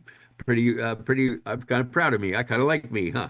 Oh, watch out. Self-love, self-liking yourself, self-awareness, self-acceptance, self-esteem. Good stuff. Really, really good stuff. Positive self-esteem and self-confidence, emotional resilience, ability to cope with anything, right? You know, COVID's was really hard emotionally. Did you make it? Did you manage? Did you cope? Yeah, you probably did. You're still here, right? So in some ways, you're already succeeding because you made it. You're alive. You're still going. Get a sense of purpose and meaning in your life. Get positive relationships with others. Get your physical health good. Take care of yourself. Self-care habits, and it'll bring in optimism and hope for your future. You can do that. So joy, peace, and love are the big three positives that we're shooting for. Fear, anger, and sadness are the big three negatives, I call them. These are the big, there's a whole bunch of on that wheel, and the other wheels, there's a whole bunch. But if you can boil it down to your fear, anger, and sadness, those are the big three, in my opinion. And let me tell you, the spoiler alert is that if you can learn how to effectively manage your negatives, your fear, your deepest fears, your biggest angers, and your core sadness from childhood and from way back, and the people that hurt you the most, or sadness on losing super important people, that kind of thing. If you can deal with that stuff, you can do anything. You could do anything. Your life, there's nothing life can throw at you that you can't handle if you can handle your biggest fear, anger, and sadness. It seems like it's oversimplified, but it's not. It really is true. It really is true. Try it. Try it. So learn how to deal with your fear, anger, and sadness. And how do you do that? 3 steps. Awareness first. What am I feeling? Right? Back to the chart. What am I feeling? What am I feeling? What am I feeling? What am I feeling? All right. And going, all right, I got it. It's called mindfulness. It's called consciousness. It's called being grounded. It's being present. What are you feeling? What are you feeling? What are you thinking? What's going on? Awareness first. Just tell yourself you don't have to do anything, but you do need to at least be aware of it. Secondly is acceptance. I also strongly suggest a lot of people like acceptance isn't a step. Like heck, it isn't. It's a big step because a lot of people are aware of what they're feeling, but they don't like it and they don't accept it. They don't want it and they don't buy it and they don't allow it. And so they're not doing step 2. If you could be aware and go, I'm upset about this. Okay. Awareness, acceptance. All right. You're upset about it. Okay. All right. Big deal. It's just you're having a feeling. All right. Be real about it. So once you're aware and you accept, then you can do something about it. Take action or no action, right? You don't have to hit them back. You don't have to run over people. You don't have to be yucky just because they were. You don't have to. You can take no action at all. And the cool part is that if you decide not to take action, then you're deciding not to take action. You are in control. You are in control. You are deciding that. They didn't make you not do it. You did it. So First 5 lessons, we have thoughts and feelings and emotions all day, every day. Our thoughts and feelings are ours. Bing, ding, ding, ding. Most important thing of all of this. If you don't take anything from this talk of me running my mouth for a couple hours, your thoughts and feelings are yours. Take that one thing into account. In my opinion, it's the tipping point between whether you're going to be successful or not. Is if you think that they made you angry, if you think that they did this to you, that they hurt your feelings, that it's them, and maybe if they change, I'll be happy. Well, good luck with that. Good luck with anybody changing anything, but you know what I mean. All you have is you. All you have is you, and you can think and feel anything you want to, and you can be upset or not, and you're in charge. So if you believe that you're in charge, you could do great things with your life. If you believe it was them that done it to you, they did it to me again, well, guess what? You're going to end up being a whiner, blamer, victim kind of person, and that's no fun. That's no fun, and it doesn't get good results, and it's not effective, and it's no fun. Don't do it. So big thing of this whole thing is that you are in charge of they're your thoughts and your feelings. That's a very big deal. And we can change them. We can change them. We can become aware of them. We can accept them, and we can change them. Our feelings are based on our thoughts, and they are highly changeable, highly changeable. So there it has to do with what we think, what we feel, and how we act. Those are our big 3 that we get to be in control of. That we get to be in control of. All right. I'm skipping over some of these. Go ahead and get the PowerPoint and read them later. Okay. Inner peace is knowing there's no greater wealth in the world than peace of mind. And I agree with that one.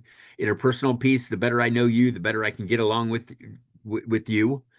Huh? Social peace, empathy, and compassion. I can build connections and create allies and belong as a member of society. I can do that. I can do that.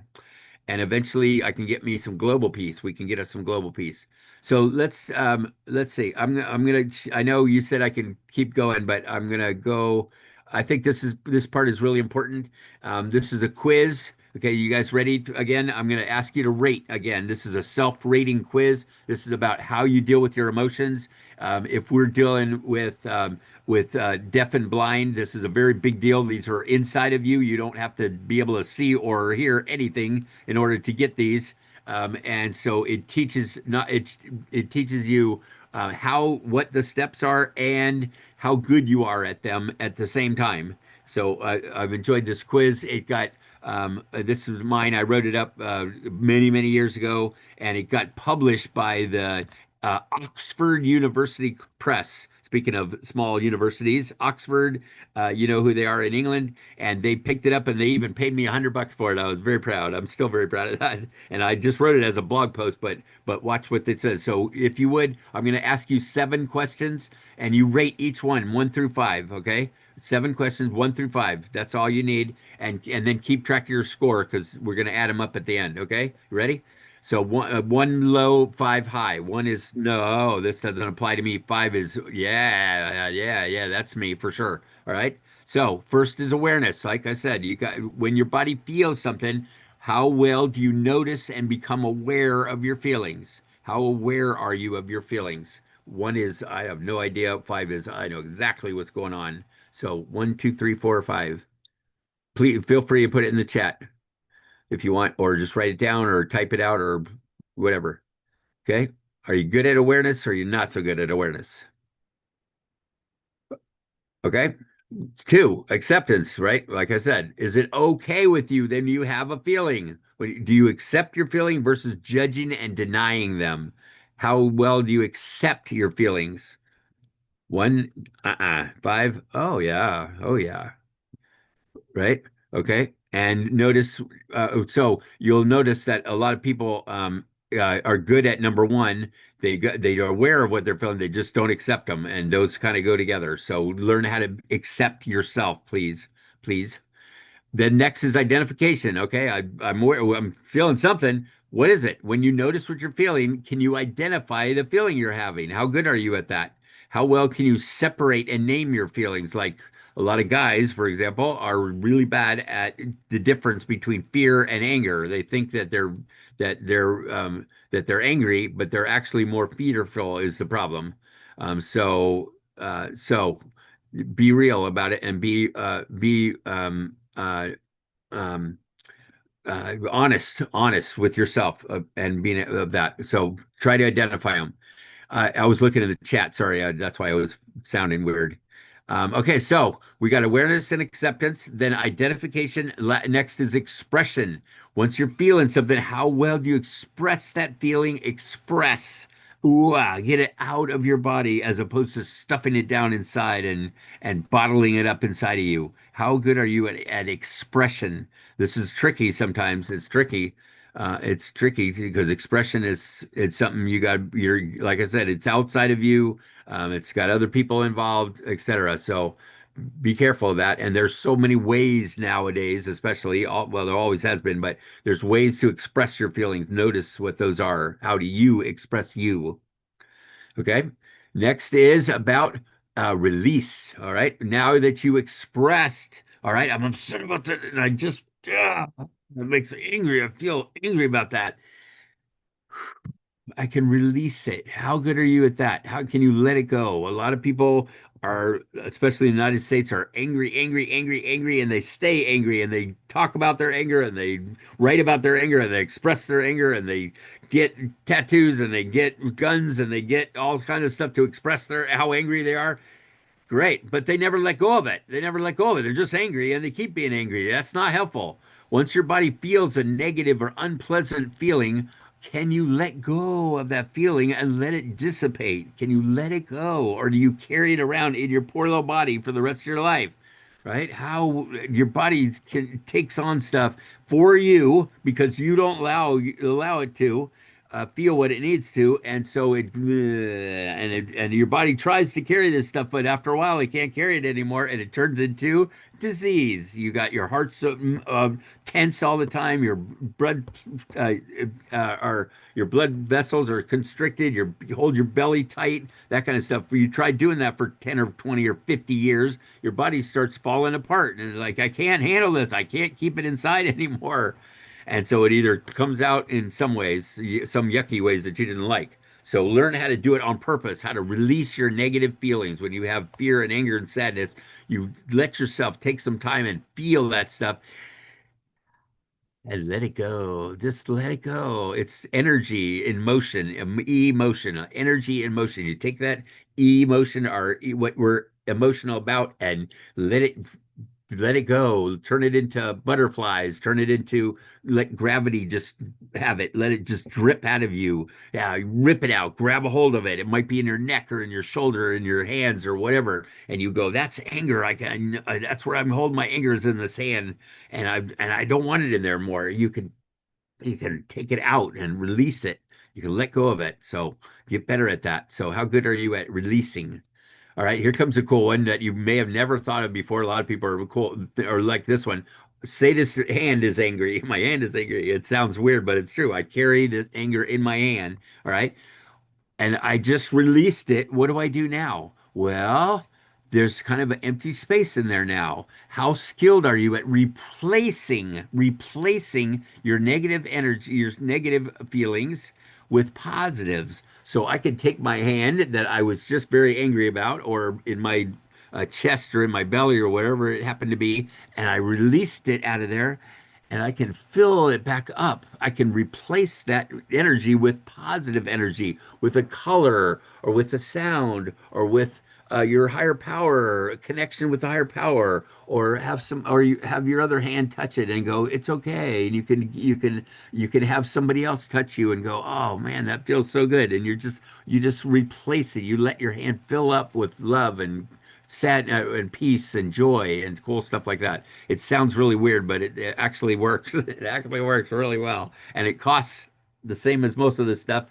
Nothing whatsoever. So once you dump your anger, we call it, that's what a lot of ways we call it dumping it. You dump it out of your system, you can fill back up with positive energy. And the last one is rejoice. Ta-da! I did it. You give yourself a pat on the back. Way to go. You put arm out like this, you bend at the elbow, and you have yourself a pat on the back. You're like, yeah, that was pretty cool.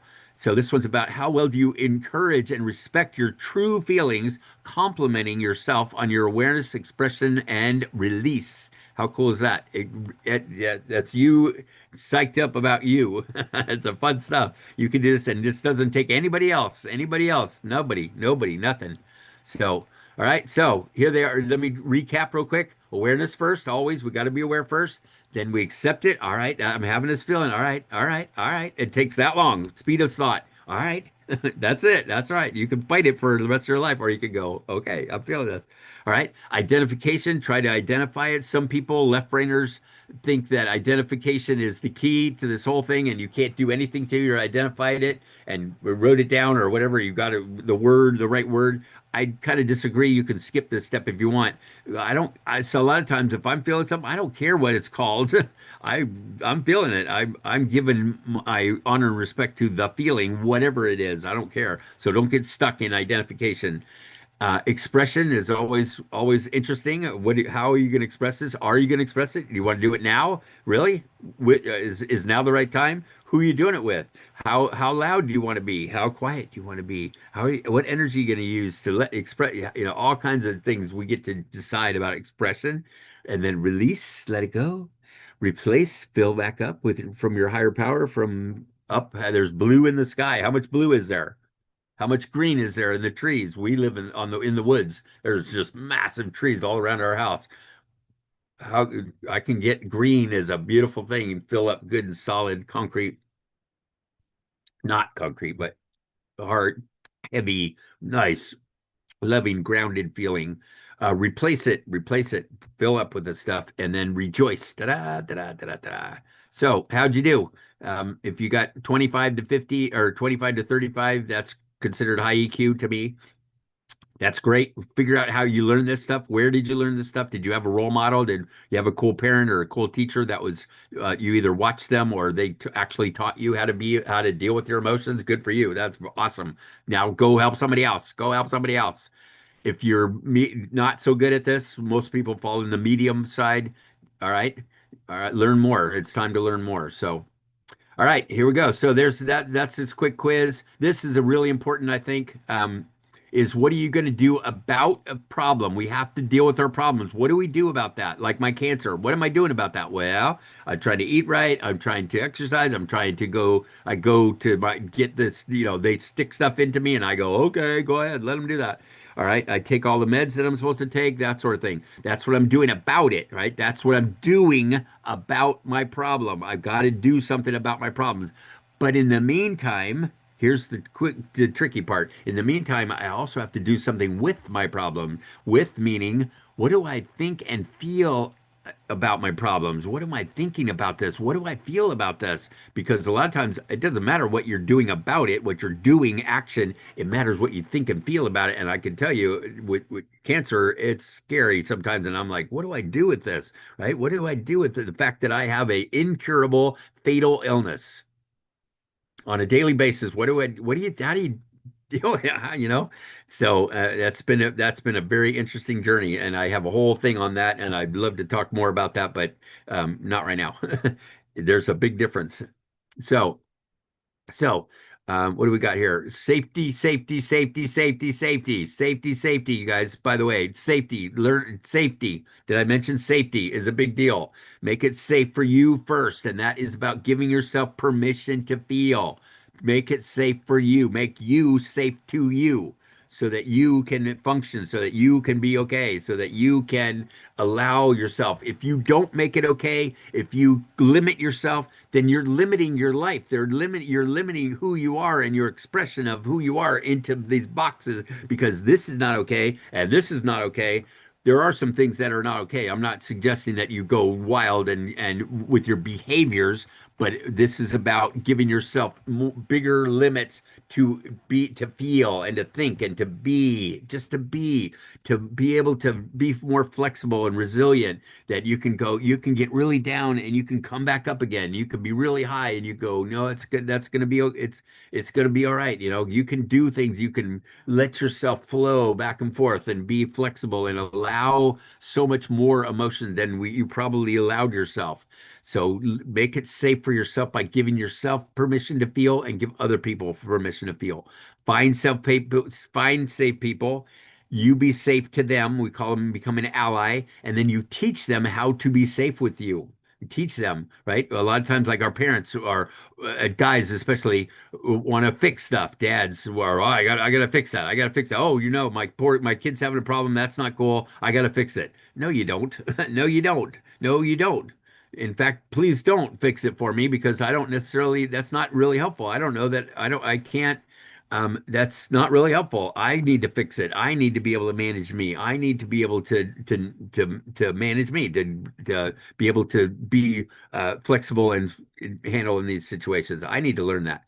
So connect and learn and grow with other people. It's way more fun with other people. Rating your inner peace. This is about inner peace and forgiveness. Forgiveness, by the way, is for you. It's not for them. We forgive people for us, not for them. Check this quote out. Forgive others, not because they deserve forgiveness, because they may have done some terrible things, but you forgive means that you take away the negative emotion between me and you, and you let that go. It's so and it gives you peace. It gives you peace. Forgiveness is for you. It's not necessarily for them. They probably don't know that you don't forgive them, and very likely they don't care either. And whatever, but what that means is that it's between you and you. You carry around anger. They say anger, for example, is poison that you carry around in your body, trying to hurt the other person. But you carry it in your body, but you're trying to hurt the other person with it. Doesn't work very well. It doesn't make much sense logically. So don't do it. So don't carry it around. Don't carry it around. We don't have to we don't have to carry our big fear, anger, and sadness any longer. You don't. You don't. There's ways of getting rid of it and dumping it. All right, we're getting down to the end here, folks. Here we go. 6 takeaways. Decide that both your thoughts and your emotions matter. This is self-care. This is positive psychology. This is social emotional learning. Decide that both your thoughts and your feelings matter. Give yourself permission to feel. That's a book, like I said, from Dr. Mark Brackett. Get that book. That is the name of the book, and it's fantastic. We stop ourselves. We stop ourselves. Emotions are a good thing, not a bad thing. In fact, they're maybe the thing. All right. So give yourself permission. And here we go. Here's the biggest thing. Take emotional responsibility. We also call it internal locus of control, LOCUS. And it just means that I'm in charge of me. You're not in charge of me. I'm in charge of me. All right. Next is take some time to master your thoughts and your feelings. Please, please, you'll thank yourself for the rest of your life. And share what you learned with somebody else. Most people have no idea. Just share it, okay? And then consciously take some time to build peace and positivity and purpose into your life, both inside and around you. Please. Each one teach one, we call it. We're doing this project in Nepal, starting in Nepal and all over South Asia now. And it's in colleges and universities. And we are getting PESEL is Peace Education and Social Emotional Learning. And we are getting into schools from kindergarten through PhD. Little kids get this stuff. They can get it just as well as a PhD, maybe sometimes better, because they're like, oh, they say, well, when your body needs to cry, if you just let it, you'll feel better afterward. And they're like, okay. Okay. It's us that like us adults that wait a minute, I don't do that kind of thing. Well, you want me to do what? Right? That sort of thing. Anyway, we can teach little kids, big kids, medium kids, all kind of kids how to be more socially, emotionally intelligent. So here's my contact information. We got these three are these positive mental health.online. EQisms is I think there's 5,000 files there that I've collected on emotions. There's some great stuff. There's pictures, workshops, PowerPoints, voice recordings, all kinds of stuff, interviews, all kinds of stuff on there, and it's all free. EQ articles from my mentor, like I mentioned, Doc Downing. This is Docs, DOCS, DOCX, and there's 400 and something of those that are all good stuff that he wrote about emotional intelligence. And then all this master doc is about what we've been doing as a nonprofit. So if you need to get a hold of me, here's how. And I'm finally done. I'm finally done. Sorry for going over. I'm going to stop sharing, and I've been running my mouth for a while, nice and dry. But I hope you appreciate you listening. I hope this was helpful. It's fun to talk about it. Thank you, thank you, thank you. I appreciate it. I'm looking at all the claps and the hearts going on. All right, you guys. Wow, wow. Wish I could capture this. That's pretty cool. Maybe you could say so in the feedback, but this is cool. Wow, wow. Look at you guys. All right, thank you. Thanks. That's yeah, that's what I'm going for is I'm not trying to impress you. I'm more trying to get you to take care of your own emotions yourself and teach the world this stuff that they don't know. So, all right, I can take questions or comments or complaints or concerns at this time, and I'll shut up for a while. Yeah, thank you, Professor Matt, for the wonderful session, the way you carried out the session. And it was, very unique of its own. And as usual, you have rocked the session, though we didn't, mind the time, how the time has passed really. Sorry. And the way you presented, there was lots of information, you have presented in such a manner, it was very pleasant and easy to understand also. So there were a lot of comments, coming up, and let's take few questions one by one. We will take it up, and let's all restrict, questions to the topic. See, we have resource person who has given so much time, so I want everyone to stick to the topic, and apart from anything other than topic, we can take it up. And our efforts are for a better society. So at least if you are not able to do good, we always need to try to do something good for everyone. That is what we are here, in promoting, various aspects of mental health, emotional health, and also various aspects of positive mental health, and also sustainable development, global peace, and so on. So let me, unmute you one by one. Ravindra. Yes, sir. Ravindra, could you please introduce sir to me? I would like to say a few words. Yes. Just a second.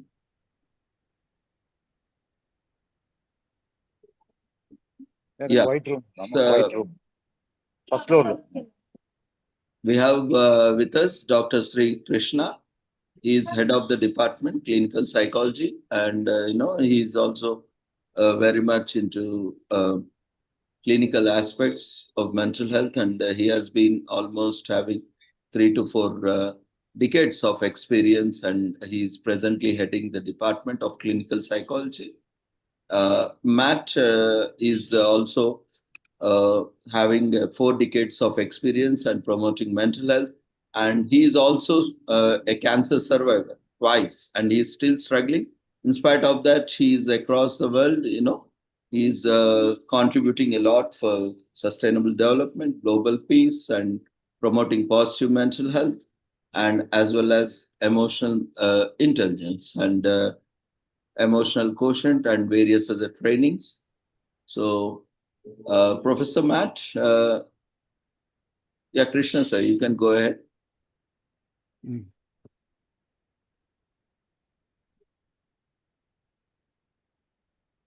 By the way, while we got to pause, I'm coming. I found out I'm coming there next week, 2 weeks, coming to India for the whole week.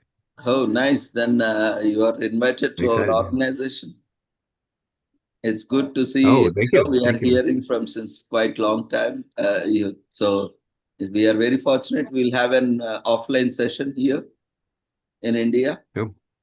Where are you? Ravindra, can I go ahead? Yes, sir. Please go ahead. Okay, good evening, Matt. This is Dr. Krishna. Yeah. Hello.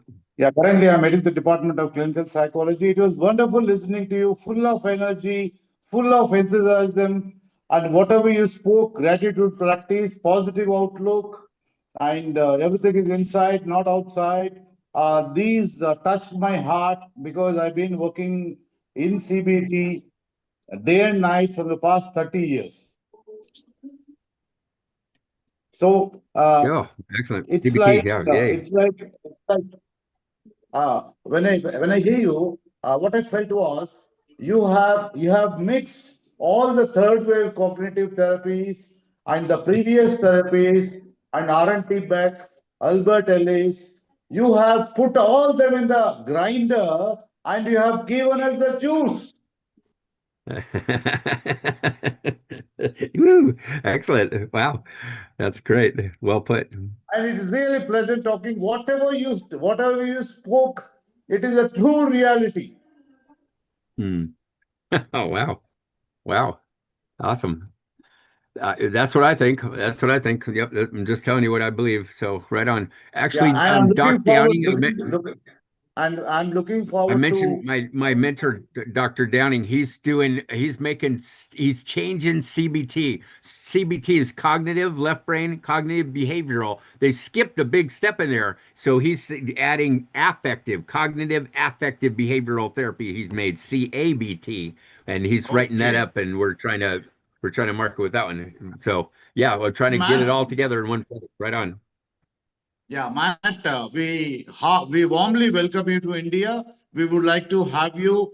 We have more Oh, than 100 trained practicing clinical psychologists. We have an exclusive group, and we have an exclusive group of 500 psychology students with me. So we all would love to have you a day workshop or a couple of days workshop. And I'll talk oh, to Mr. Ravindra. Ravindra is my best friend. He was my student, and now he is my best friend. Sometimes he becomes mentor, advisor, guide, friend, philosopher, spiritual teacher.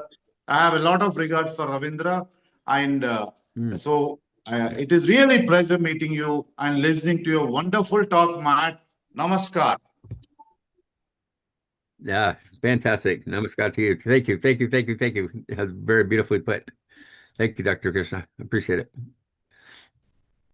Thank you, sir, for your kind words. We request all the Yeah. participants to switch on your video so that we can take a screenshot.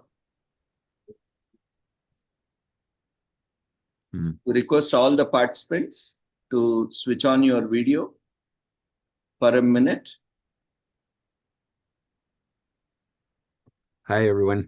Nice to see you. Well, we should have done this at the beginning so I know who I'm talking to because I look like a bunch of black boxes. It's weird to talk to black boxes. Good to see you guys, real humans. Excellent. Everyone,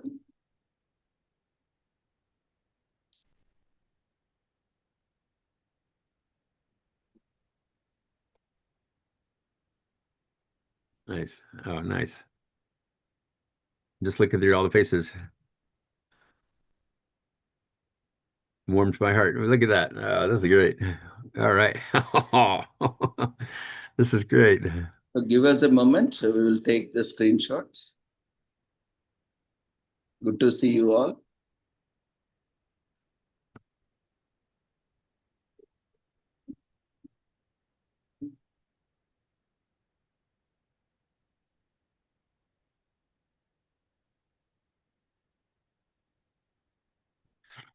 Nice. How cool. So one of the cool things about speaking to the universities, you guys are the 54th university that I've spoken to. And what I like about it is you're what we call ripple makers. You're ripple makers. Have you guys heard that term? Ripple in a pond. Because if I can affect you, you affect your students, and they affect other people, and blah blah blah, and off it goes. So I love talking to academics and college and university especially for that. Parents are the other ones that are like that. I love it. Love it. Make a big impact. Yeah, we have with us We got to get this. one of our professors, Ramesh sir. Yeah. Ramesh sir? Yeah, Ravi. Yeah, sir. Yeah. Any remarks from your side, feedback? Yeah, it was wonderful to listen to Professor. I know because whatever he was telling, was touching to every human being. You know me, Nice. I'm going through a very bad phase in my life. So Mm. it was really, really touching. Okay, I'm a linguist, professor. I'm not a psychologist. Ravindra Okay. is a linguist as well. So therefore, Mm. he gave me this link. I just wanted to Mm.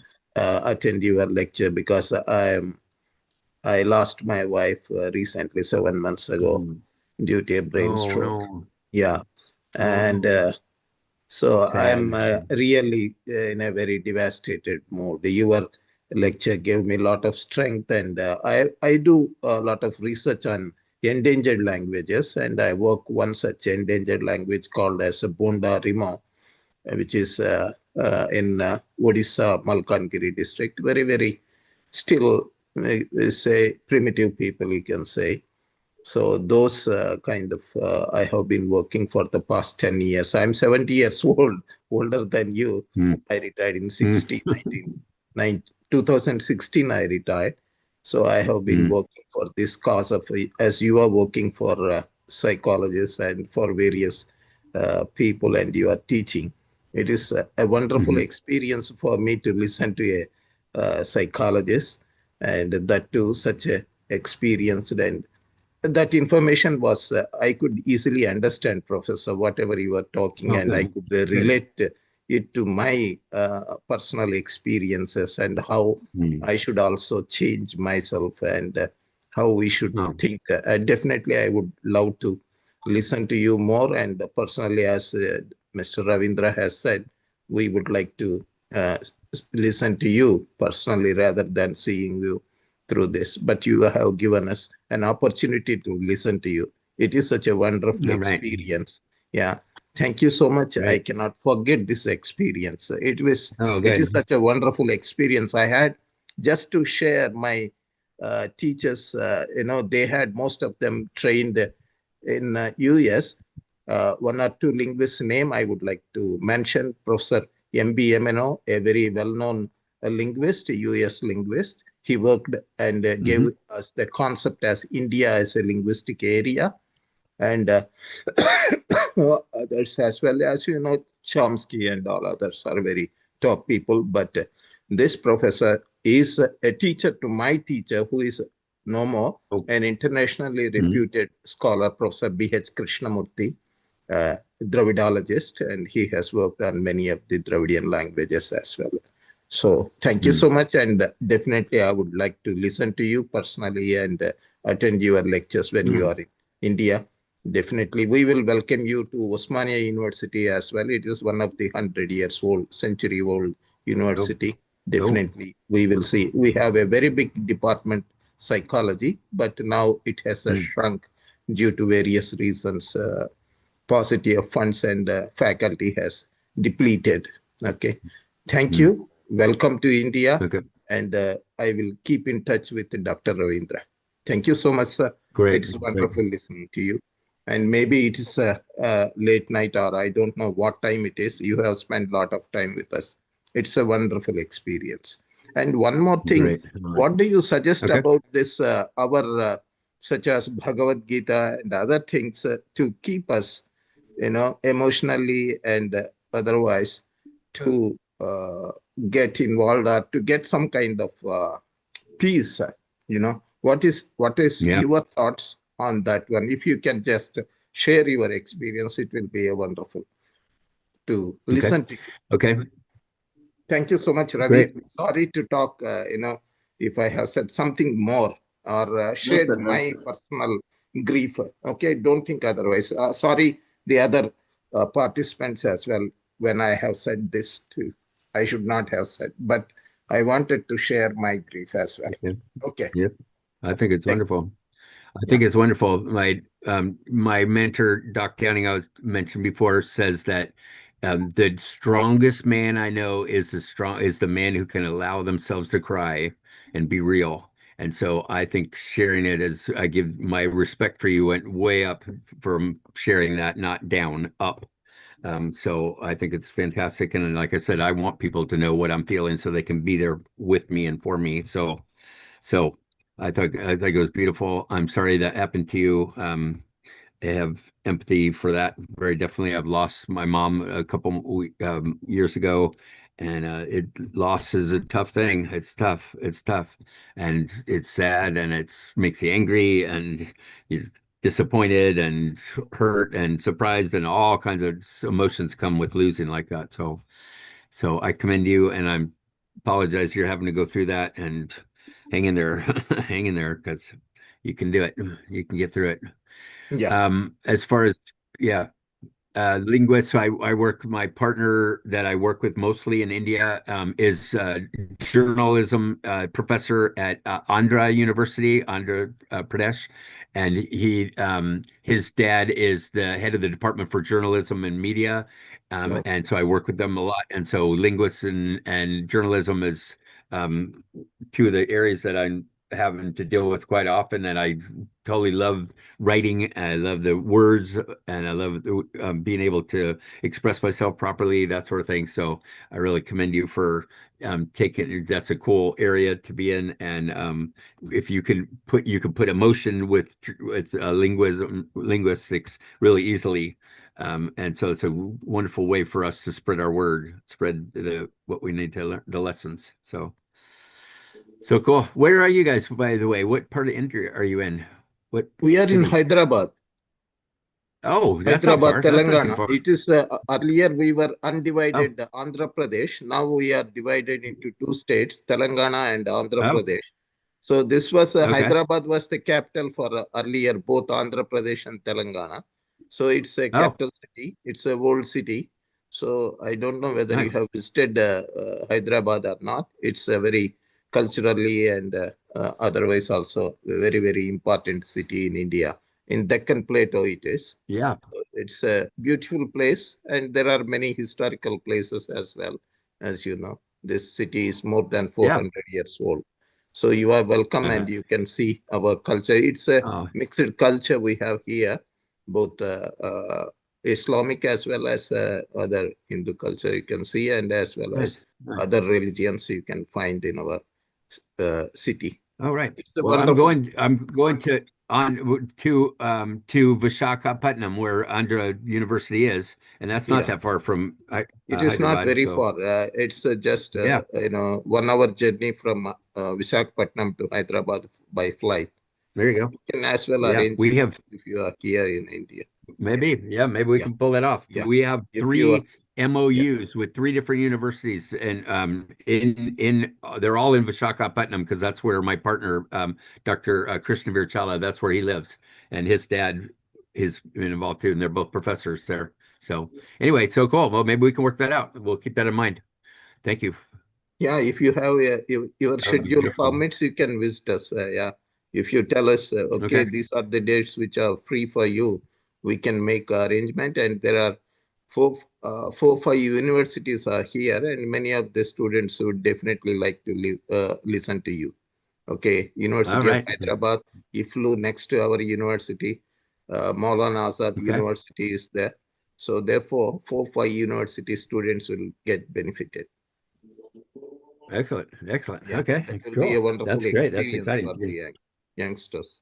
I love Yeah, working with you guys, because in America, like I said, everybody knows everything already. They already know everything. But in Asia, which is where I spend most of my work, is in Asia. You guys are exactly this. Come and talk to us. Come and talk to us, please. We want to learn that stuff. And they're like, yeah, yeah, sure. yeah, That makes really. me Yeah, we ego-wise want to. and every other way. It feels really Yes, good. yes, So, Professor. It's yay. really true. Yeah, many of the American linguists as well as they have shared their knowledge and Oh, disseminated their knowledge. Okay. So thank you nice. so much. Thank you so much. Yeah. Look at Thank you, Professor Ramesh sir. We had organized earlier also. Matt has been part of our department lecture, and Dr. Krishnavir also. We had a lecture in our department, linguistics department. So Okay. definitely, as you said, sir, professor is contemporary, Yes. and a living legend. We have to say, he has dedicated entire life for the research work and for endangered languages. And we, as sir was invited, officially extended is welcome to you. We will have an offline program in our university, and definitely we will have more engagement. And on behalf of Ramesh sir, I personally invite you to visit our home also, residence, and Yes. we can spend some personal time also with us. Yes, yes. Yeah, definitely. It's a wonderful experience to be here and share his experiences and listen to him and talk to, because the American the teachers, whoever trained our teachers, they were so friendly, because in India we try to we will not allow our students to approach, and we have kind of non-approachability, or we say not that friendly. Student teacher relationship is very strict. We don't want to have that kind of interaction. But outside the classroom, we don't normally engage. But our teachers, they gave us so much freedom because they were trained abroad. Many of my senior teachers who are no more, they were trained in US, and some were trained in Britain at Edinburgh University and all. So they were such a friendly and lovely teachers. Outside the classroom, they used to mingle and share their knowledge with us, and whatever the things we could not ask in the class, and they used to say and discuss in that way. We got a lot benefited from them. So thank you so much for such kind of wonderful sharing your knowledge, and be sociable with the students. In India, we see student means we have a rigid line. We don't want to interact outside the classroom. Okay. So that is a wonderful, experience for us.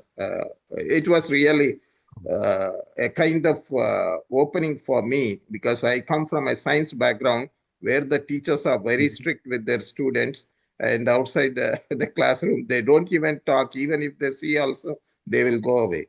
And if we want to go and meet our professors or teachers, we should go and stand outside their room, and then only if they say, then we can have a chat with them. Otherwise, we will not have such a kind of opportunity. But our teachers in our department, we had such wonderful teachers, and they gave us a lot of freedom, expression, everything.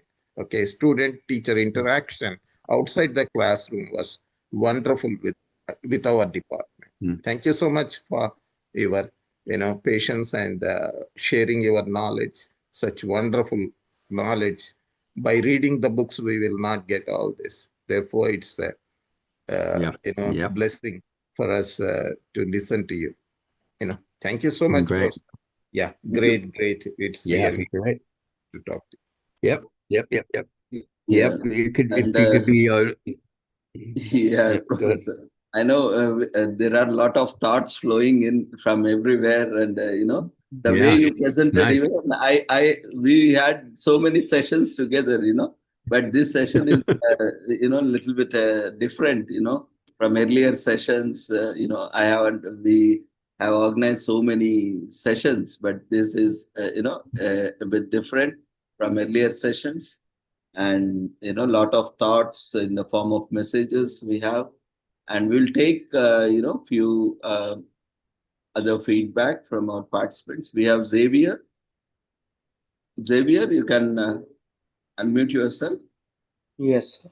Good evening, Professor Matt. Hello. Good morning for me. Okay. Yeah. Hi. Yeah. How are you, sir? I'm doing good. This is very fun. I love all this feedback. My head's growing too big to fit in the screen because I'm getting all these ego hits. No, but it's fun. I hope you get the message. That's what I'm most. It was a great session having with you. But sir, I have a question like, how would you drive a person to inner peace when he is broken-hearted or stone-hearted?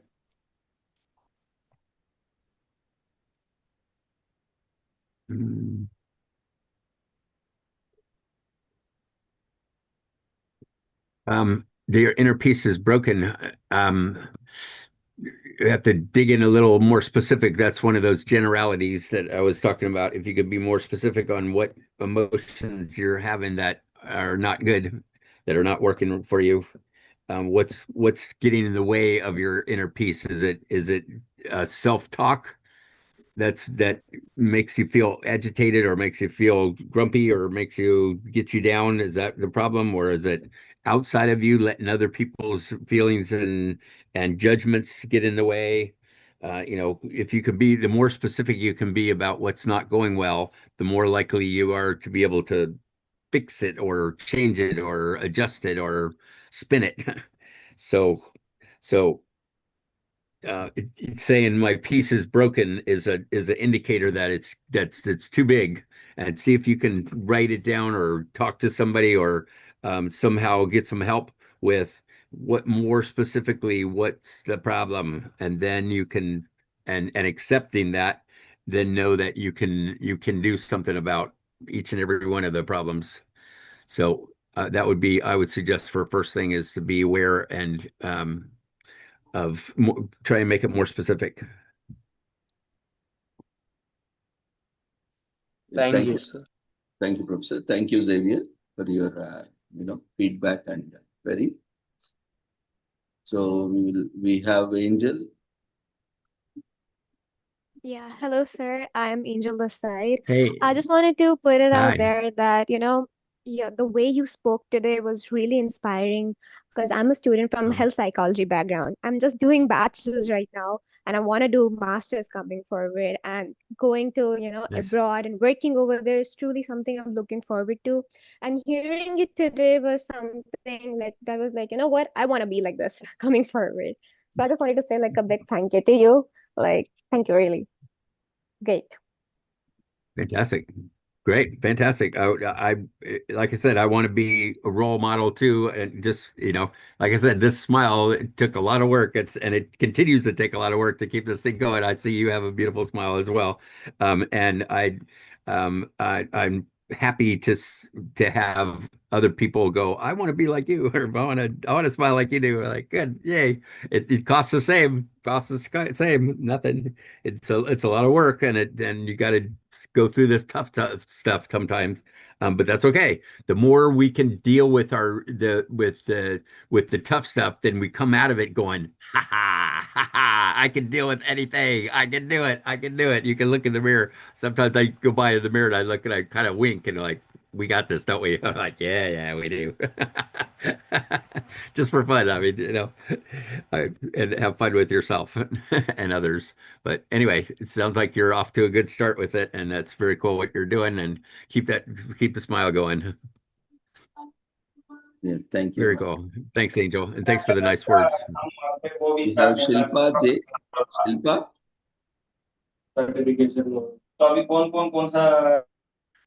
Okay. Divya Gupta.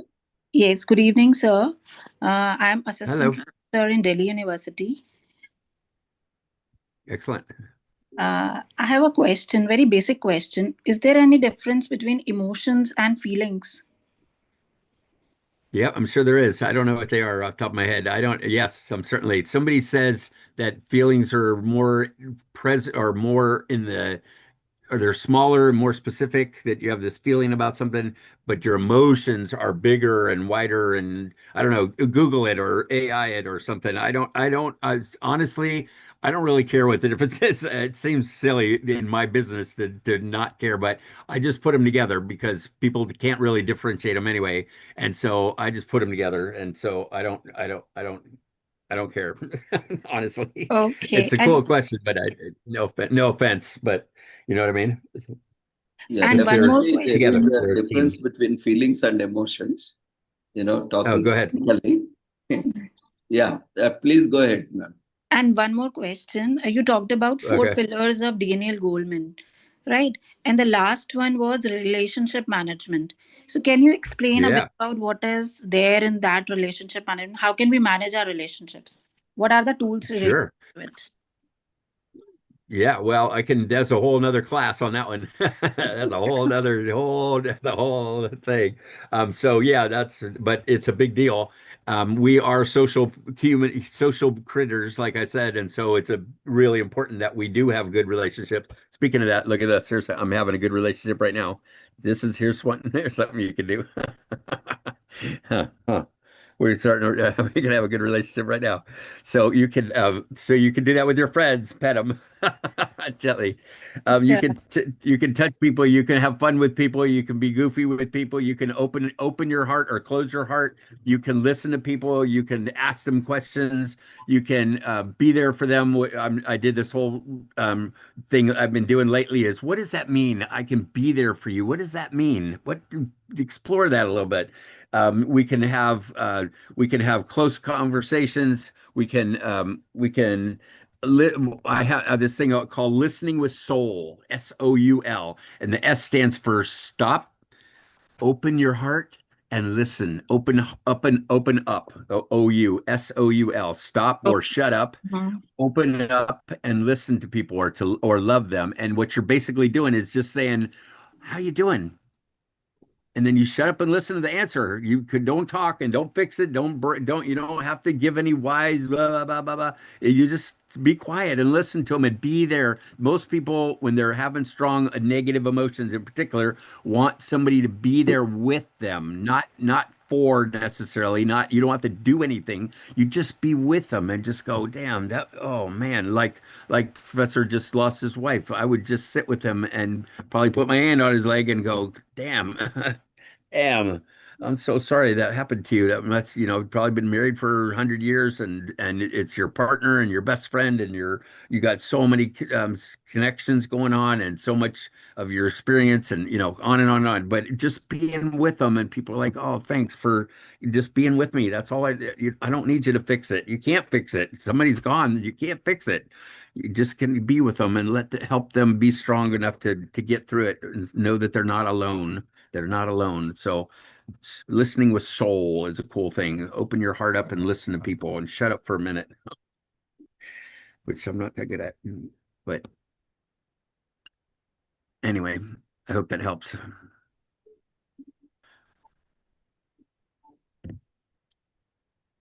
Yeah, thank you, Professor. We have I'm coming to Delhi too, by the way. I'm going to do 4 days in Visakhapatnam, and then I'm going to Delhi because we're meeting with the UN. We're talking with the UN, with the UNESCO. I'm so excited about that. In Delhi, there's called the MGIEP, which is Mahatma Gandhi Institute that UNESCO owns, and I'm going to go meet with them. I'm super excited about that.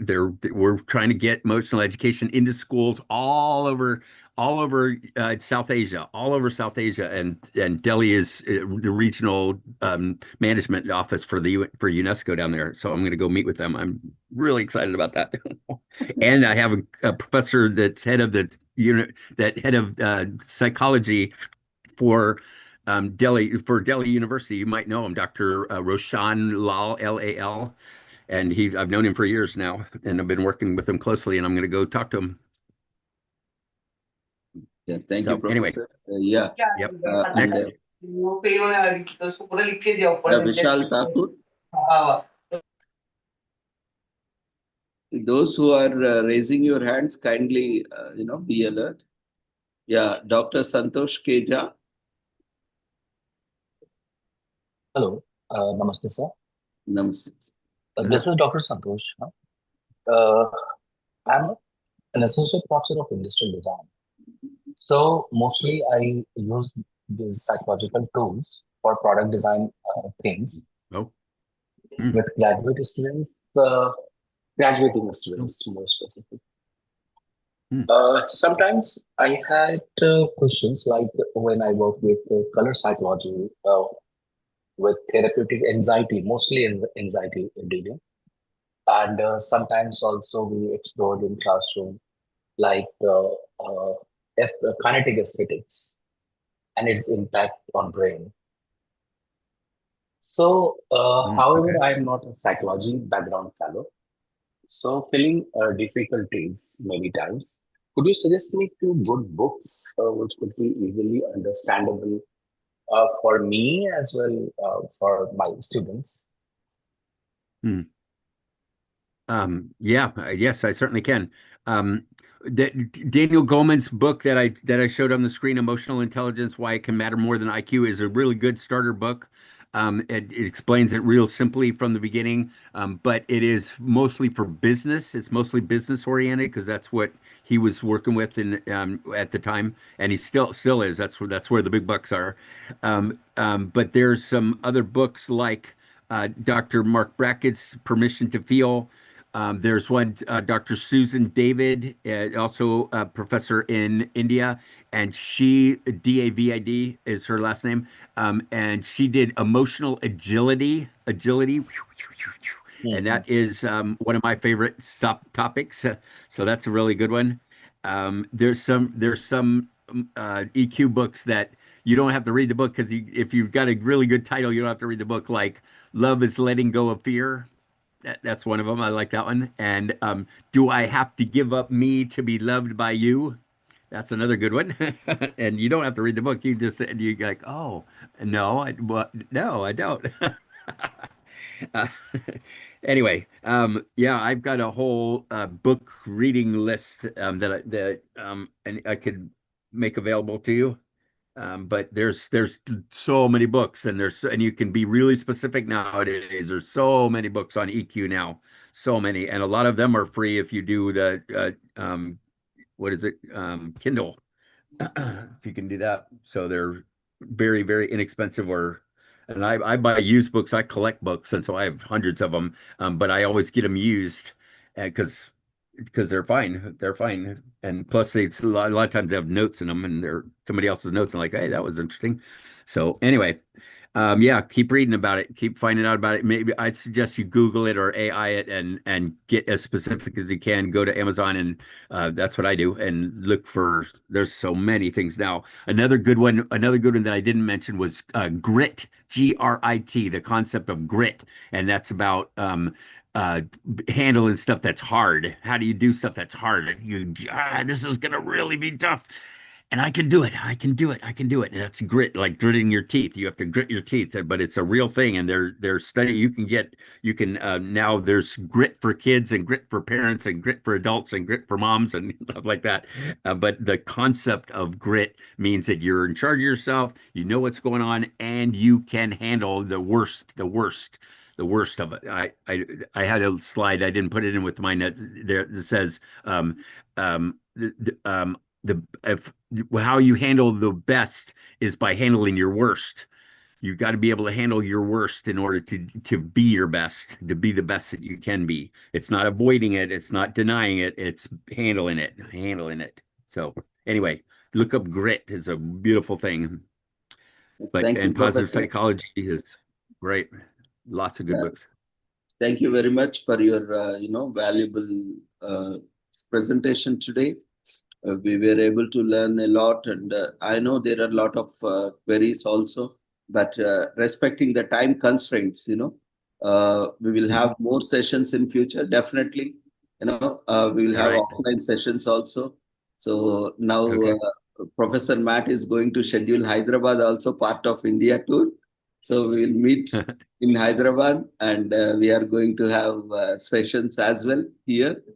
And on behalf of all the participants, especially, Department of Clinical Psychology and Helen Keller Institute of Research and Rehabilitation for the Disabled Children, and on behalf of, Professor P. Umar Khan, our chairman, founder, and also on behalf of Dr. D. Armugam, sir, director and principal, and on behalf of Professor D. G. Krishna, sir, and on behalf of all the staff and students and faculty members, I thank you and express my heartfelt gratitude to Professor Matt, and God bless you with many more years, and you have to keep contributing for next another 4 decades.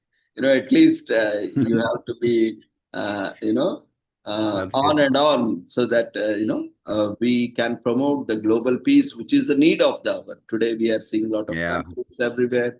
So we need people like you, we need good souls like you, to enlighten souls and, to spread the information. And I once again thank all the participants also for their valuable time and their presence, proactive participation. And definitely in coming days we will have more sessions with Professor also as per his convenience. We'll So thank you once again, Professor, for all the way taking time for us and being part of this and making this international workshop a grand success. And we wish you once again, express our gratitude to you. And participants, we request everyone to fill up the attendance form. We are going to share it now so that we can generate certificates and issue the certificates to all the registered participants who have, attendance of more than 60 to 70%. So these certificates will be updated in a week's time, because we are going to, as we have collaboration, we are going to take the signature from Matt also. That will be a value addition along with the logo. So once I get it in a day or two, we will jointly certify, and all the certificates will have the joint certification from EQ4Peace Worldwide and also from the Hellen Keller Institute. Yeah. So we request everyone to fill and provide your details, so that if we have your details, we can generate certificates and share with you all. So it will take a week's time, so that we complete the process, and we will share the Google Drive link with all of you, so that you can download it from the Google Drive from the website. So thank you once again, everyone. So I will be sharing the attendance link in the form of polls. And thank you once again, Professor Matt. As per your convenience, you may stay. We'll be waiting for another 10-15 minutes for the participants to fill the attendance form, so that we get all the details for preparation of certificates. Thank you. Excellent. Excellent. Thank you, Dr. Ravinja. Very nice. Thank you, Professor. Look forward to doing more. Yeah. We've done many and we'll do more. Yeah, surely. And we will have many offline sessions as well. So I will chat with you offline. So I'm sharing the attendance form.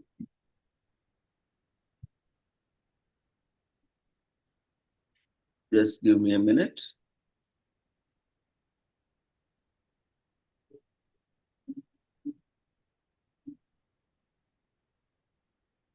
Yeah, we have launched attendance form. We request everyone to fill the attendance form.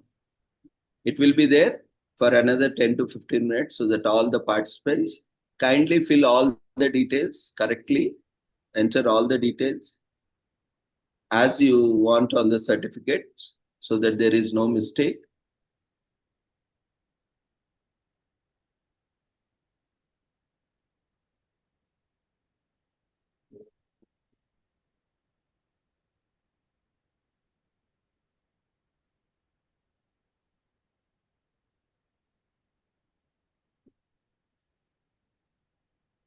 So the form will be active for another 10 to 15 minutes. We request all the participants to fill the form, which has been raised in the form of polls.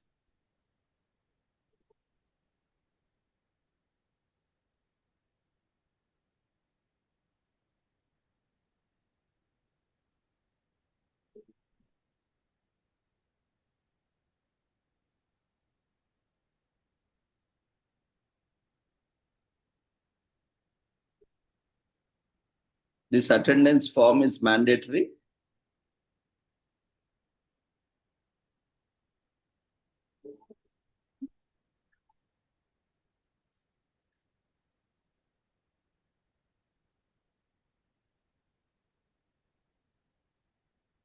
Kindly fill your name and other details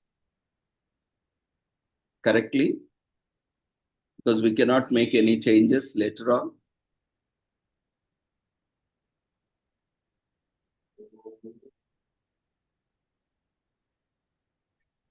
You can access the form from quiz polls menu. If you have accidentally closed the form,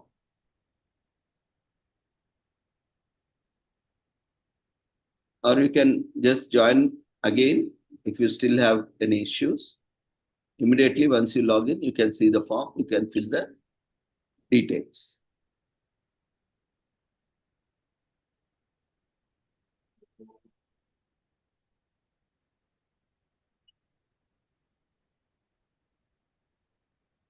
Those who are new to Zoom, kindly check for the menu, polls and quizzes. From there, you can access the polls, attendance form.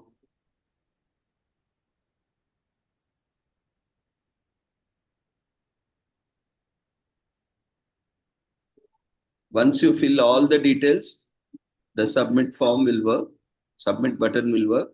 So don't leave any details.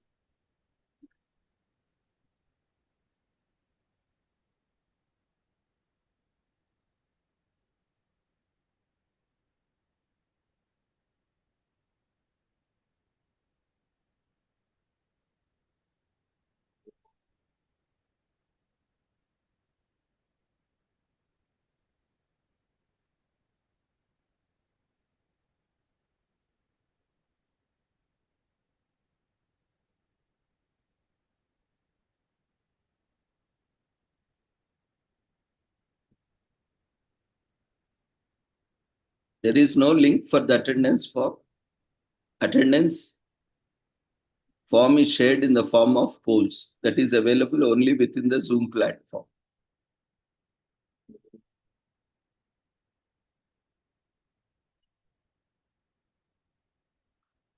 There is no link. You have to submit your data within the Zoom platform.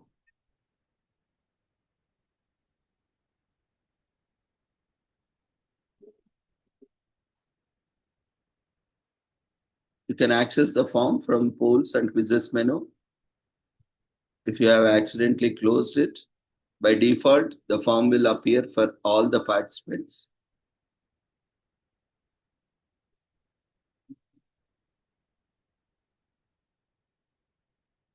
Or you can log out and log in immediately if you still couldn't find the form.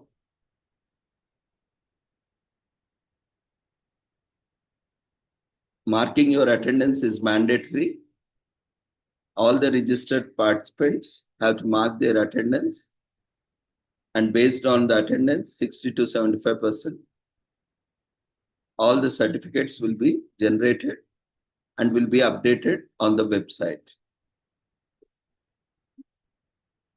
in a week's time. So after a week, you can visit the website. A copy of form which you have submitted for registration is available in your email. In that email, you have the website address from where you can download your e-certificates after a week.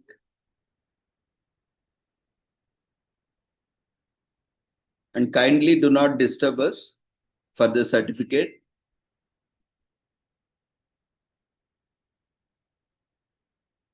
Because it will take time. We have been repeatedly telling on the platform, we are giving instructions. Kindly follow the instructions and complete the formalities.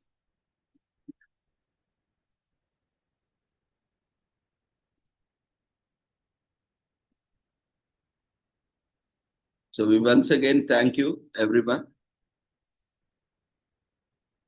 for taking part and making this workshop grand success.